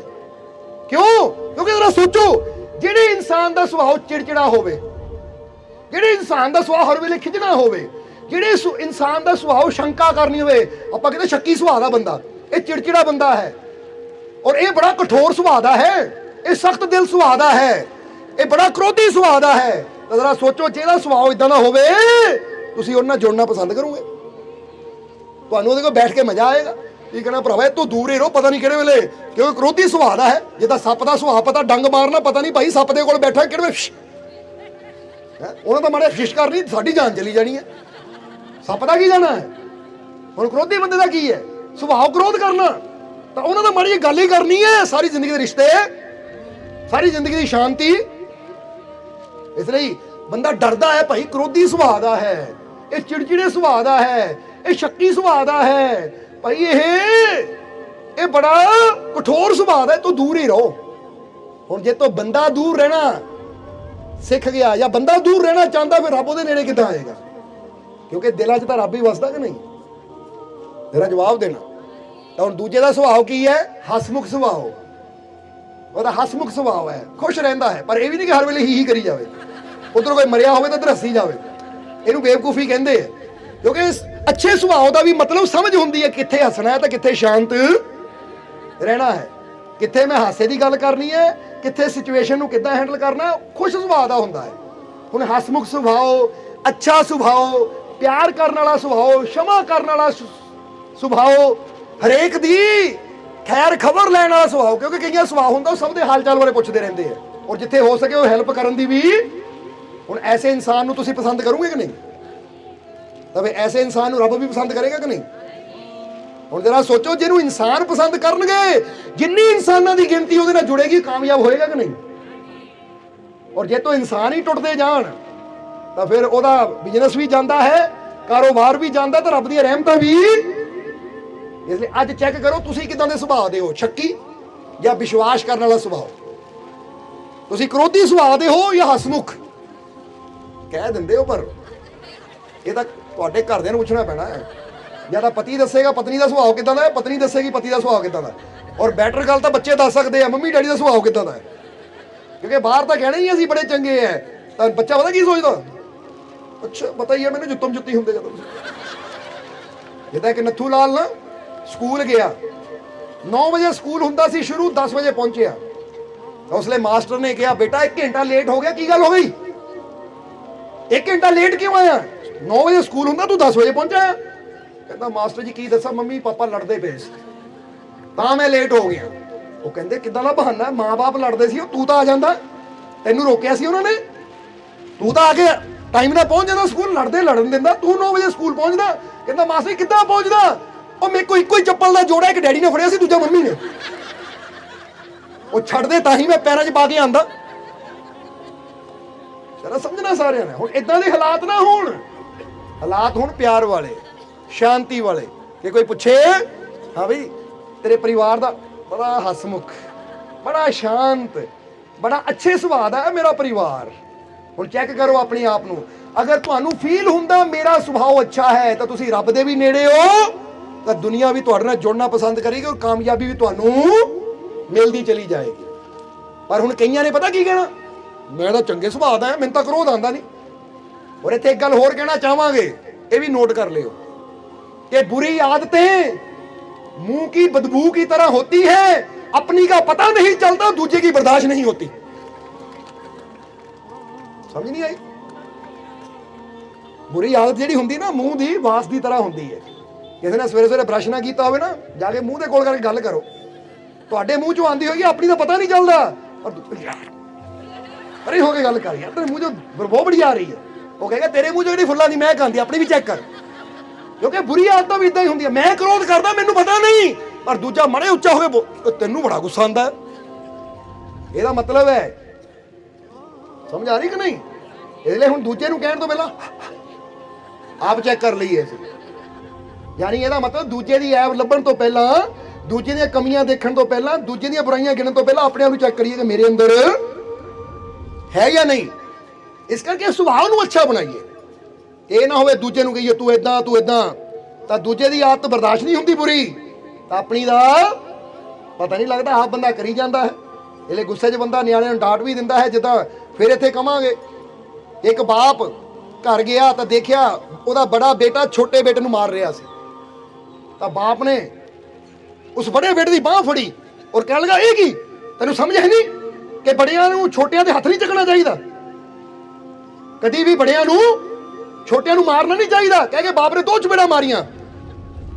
ਬੱਚਾ ਕਹਿੰਦਾ ਫਿਰ ਤੁਸੀਂ ਬੜੇ ਹੋ ਕੇ ਮੇਰੇ ਤੇ ਕਿਉਂ ਮਾਰੇ? ਪਿਤਾ ਜੀ ਜੋ ਮੈਨੂੰ ਸਿਖਾ ਰਹੇ ਹੋ ਪਹਿਲਾਂ ਆਪ ਤਾਂ ਸਿੱਖੋ। ਹੁਣ ਦੂਜਿਆਂ ਦੀ ਬਰਦਾਸ਼ਤ ਨਹੀਂ ਹੁੰਦੀ ਤਾਂ ਆਪਣੀ ਦਾ ਪਤਾ ਨਹੀਂ ਲੱਗਦਾ ਕਿ ਮੈਂ ਵੀ ਉਹੀ ਕਰ ਰਿਹਾ। ਇਸ ਲਈ ਫਿਰ ਕਵਾਂਗੇ ਕਿ ਥੋੜਾ ਆਪਣੇ ਆਪ ਨੂੰ ਅਸੀਂ ਬਦਲਣਾ ਹੈ। ਅਗਰ ਕਾਮਯਾਬੀ ਚਾਹੀਦੀ ਤਾਂ ਫਿਰ ਸਮਝ ਲਓ ਕਿ ਅਗਰ ਅੱਜ ਅਸੀਂ ਇੱਥੇ ਬੈਠੇ ਆ ਨਾ ਤਾਂ ਸਾਡੀਆਂ ਆਦਤਾਂ ਨੇ ਸਾਨੂੰ ਇੱਥੇ ਬਿਠਾਇਆ ਹੈ, ਔਰ ਅਗਰ ਅਸੀਂ ਇੱਥੇ ਹੀ ਬੈਠੇ ਰਹਿਣਾ ਤਾਂ ਇਹੀ ਆਦਤਾਂ ਨਾਲ ਤੁਰਦੇ ਰਹੋ। ਪਰ ਜੇ ਅਸੀਂ ਇੱਥੋਂ ਅੱਗੇ ਜਾਣਾ ਹੈ ਤਾਂ ਸਾਨੂੰ ਆਪਣੀਆਂ ਆਦਤਾਂ 'ਚ ਬਦਲਾਵ, ਕਿਉਂਕਿ ਆਪਣੇ ਆਪ ਨੂੰ ਬਦਲ ਕੇ ਅਸੀਂ ਅੱਗੇ ਜਾ ਸਕਦੇ ਹਾਂ। ਸਮਝਦੇ ਹੋ ਕਿ ਨਹੀਂ? ਇਸ ਕਰਕੇ ਜਿੱਦਾਂ ਬੰਦਾ ਕਹਿੰਦਾ ਨਾ ਉਹ ਪਹਿਲਾਂ ਮੇਰੇ ਕੋਲ ਆ ਮੋਟਰਸਾਈਕਲ ਸੀ ਪਰ ਇਹਦੀ ਸਪੀਡ ਘੱਟ ਸੀ, ਹੁਣ ਇੱਕ ਨਵਾਂ ਮੋਟਰਸਾਈਕਲ ਆਇਆ ਜਿਹੜਾ ਬੜੀ ਸਪੀਡ ਨਾਲ ਦੌੜਦਾ ਹੈ, ਹੁਣ ਮੈਂ ਇਹਨੂੰ ਬਦਲ ਕੇ ਉਹ ਲੈਣਾ ਹੈ, ਜਾਂ ਆਹ ਗੱਡੀ ਬਦਲ ਕੇ ਉਹ ਲੈਣੀ ਹੈ। ਹੁਣ ਫਿਰ ਕਵਾਂਗੇ ਅਗਰ ਤੁਸੀਂ ਵੀ ਬੜੀ ਸਪੀਡ ਨਾਲ ਅੱਗੇ ਵਧਣਾ ਚਾਹੁੰਦੇ ਹੋ ਤਾਂ ਆਪਣੀ ਆਦਤਾਂ ਦੀ ਪੁਰਾਣੀ ਗੱਡੀ ਛੱਡੋ ਤਾਂ ਅੱਛੀਆਂ ਆਦਤਾਂ ਦੀ ਨਵੀਂ ਗੱਡੀ 'ਚ ਬੈਠੋ ਜੋ ਤੁਹਾਨੂੰ ਸੁਪਰ ਸਪੀਡ ਨਾਲ ਤੁਹਾਡੀ ਮੰਜ਼ਿਲ ਦੀ ਤਰਫ ਲੈ ਕੇ ਜਾਣ। ਔਰ ਇਹ ਕਰਨਾ ਪੈਣਾ ਹੈ। ਜੇ ਸਾਨੂੰ ਸ਼ੰਕਾ ਕਰਨ ਦੀ ਆਦਤ ਹੈ ਤਾਂ ਛੱਡੀਏ, ਹੁਣ ਵਿਸ਼ਵਾਸ ਦੀ ਗੱਡੀ 'ਚ ਬਹਿ ਜਾਈਏ। ਆਤੇ ਬੈਠਣਾ ਹੈ ਵਿਸ਼ਵਾਸ ਦੀ ਗੱਡੀ 'ਚ। ਕਹਿੰਦੇ ਨੇ ਸਮਝ ਲਿਆ ਕਰੋ 2 ਘੋੜੇ ਹੈ, ਇੱਕ ਕਾਲਾ ਇੱਕ ਚਿੱਟਾ।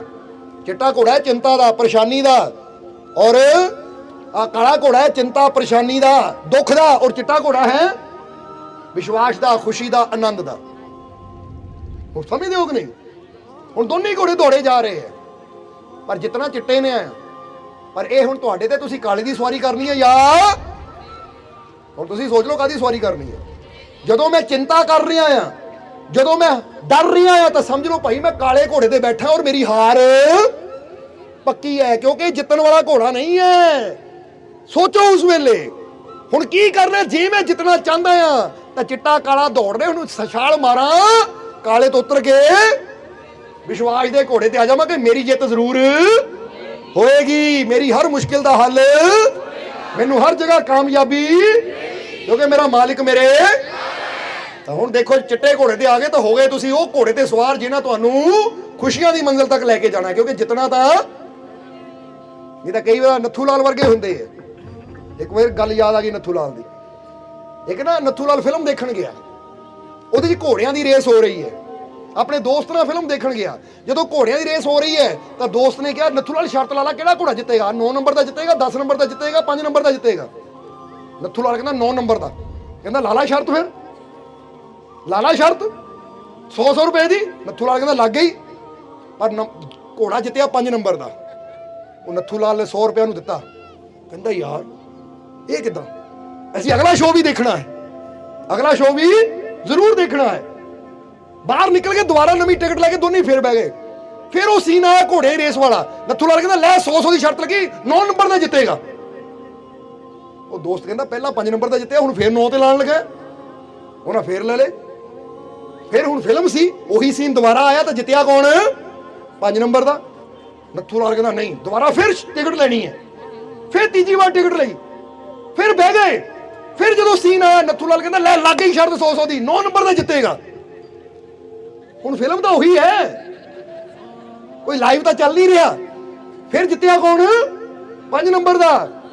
ਤਾਂ ਉਸ ਵੇਲੇ ਟਿਕਟ ਲੈਣ ਚੌਥੇ ਸ਼ੋਅ ਦੀ ਟਿਕਟ ਲੈਣ ਚਲੇ ਗਏ, ਕਹਿੰਦੇ ਲੈਣੀ ਹੈ। ਉਹ ਟਿਕਟ ਵਾਲੇ ਕਹਿੰਦੇ ਫਿਲਮ ਇੰਨੀ ਪਸੰਦ ਆਈ ਤੈਨੂੰ, ਜਿਹੜਾ ਪਹਿਲਾ ਸ਼ੋਅ ਦੇਖਿਆ, ਦੂਜਾ ਦੇਖਿਆ, ਤੀਜਾ, ਹੁਣ ਚੌਥੇ ਹੀ ਲੈਣ ਆ ਗਏ। ਨੱਥੂ ਲਾਲ ਕਹਿੰਦਾ ਨਹੀਂ, ਉਦੋਂ ਤੱਕ ਟਿਕਟ ਲੈਣੀ ਹੈ ਜਦ ਤੱਕ 9 ਨੰਬਰ ਨਹੀਂ ਜਿੱਤਦਾ। ਬਾਰ-ਬਾਰ ਫਿਲਮ ਦੇਖਣੀ ਮੈਂ, ਜਿਤਾਇਆ 9 ਨੰਬਰ ਨਹੀਂ ਹੈ। ਉਹ ਟਿਕਟ ਚੈੱਕਰ ਨੇ ਹੱਥ ਮਾਰਿਓ, ਭਾਈ ਇਹ ਕਿੱਦਾਂ ਹੋ ਸਕਦਾ ਹੈ? ਫਿਲਮ ਤਾਂ ਬਣ ਗਈ, ਰੀਲ ਬਣ ਗਈ। ਹੁਣ ਚਾਹੇ 1 ਵਾਰ ਦੇਖੇ, 2 ਵਾਰ ਦੇਖੇ, 100 ਵਾਰ ਦੇਖੇ, ਜਿੱਤਣਾ ਤਾਂ ਇਹ ਤਾਂ ਮੂਰਖਤਾ ਹੀ ਹੈ ਨਾ। ਪੈਸਾ ਖਰਾਬ ਕਰ ਰਹੇ ਅਸੀਂ ਕਿ ਉਦੋਂ ਤੱਕ ਬਾਰ-ਬਾਰ ਸ਼ੋਅ ਦੇਖਣਾ ਜਦ ਤੱਕ 9 ਨੰਬਰ ਨਹੀਂ ਜਿੱਤਦਾ। ਤਾਂ ਜਿੱਤਣਾ 9 ਨੰਬਰ ਨੇ, ਤੁਸੀਂ ਦੱਸੋ? ਕਿਉਂਕਿ ਰਿਕਾਰਡਿੰਗ 1 ਵਾਰ ਹੋ ਗਈ, 5 ਨੰਬਰ ਜਿੱਤਿਆ ਤਾਂ ਹਰ ਵਾਰ। ਤਾਂ ਇੱਥੇ ਤੁਸੀਂ ਕਿਉਂ ਨਹੀਂ ਸਮਝਦੇ? ਇੰਨੇ ਸਾਲਾਂ ਤੋਂ ਇੱਕੋ ਹੀ ਫਿਲਮ ਚੱਲ ਰਹੀ ਹੈ, ਕਿ ਜਿੱਤ ਉਹਨਾਂ ਦੀ ਹੋਣੀ ਹੈ ਜਿਨ੍ਹਾਂ ਅੰਦਰ ਵਿਸ਼ਵਾਸ ਹੈ, ਜਿਨ੍ਹਾਂ ਅੰਦਰ ਸਾਹਸ ਹੈ, ਜਿਹੜੇ ਆਪਣੇ ਮਾਲਿਕ ਨਾਲ ਜੁੜੇ ਹੋਏ ਹੈ। ਪਰ ਫਿਰ ਵੀ ਅਸੀਂ ਉਸ ਘੋੜੇ ਤੇ ਦਾਅ ਲਾਉਣ ਦੀ ਬਜਾਏ ਹਮੇਸ਼ਾ ਡਰ, ਚਿੰਤਾ, ਸ਼ੰਕਾ ਦੇ ਘੋੜੇ ਨੂੰ ਲੈ ਕੇ ਦੌੜ ਰਹੇ ਹਾਂ। ਫਿਰ ਮੂਰਖਤਾ ਨਹੀਂ ਤਾਂ ਹੋਰ ਕੀ ਹੈ।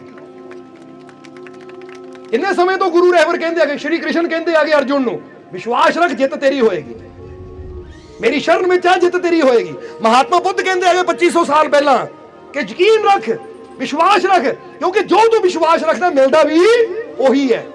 ਫਿਰ ਸ਼੍ਰੀ ਗੁਰੂ ਨਾਨਕ ਦੇਵ ਜੀ, ਕਬੀਰ ਸਾਹਿਬ, ਸ਼੍ਰੀ ਗੁਰੂ ਰਵਿਦਾਸ ਜੀ ਜਾਂ ਕਿੰਨੇ ਗੁਰੂਆਂ ਰਹਿਬਰਾਂ ਨੇ ਗੱਲ ਸਮਝਾਈ ਹੈ ਕਿ ਜਿੱਦਾਂ ਤੁਸੀਂ ਵਿਸ਼ਵਾਸ ਰੱਖੋਗੇ ਰੱਬ ਦੇ ਘਰ ਨੂੰ ਮਿਲਣਾ ਵੀ। ਉਹ ਪਤਾ ਹੈ ਕਿ ਚਿੱਟੇ ਘੋੜੇ ਸੋਹਣਾ ਸੋਹਣਾ ਮੇਰਾ ਮੁਰਸ਼ਿਦ ਸੋਹਣਾ, ਸੋਹਣਾ ਸੋਹਣਾ ਮੇਰਾ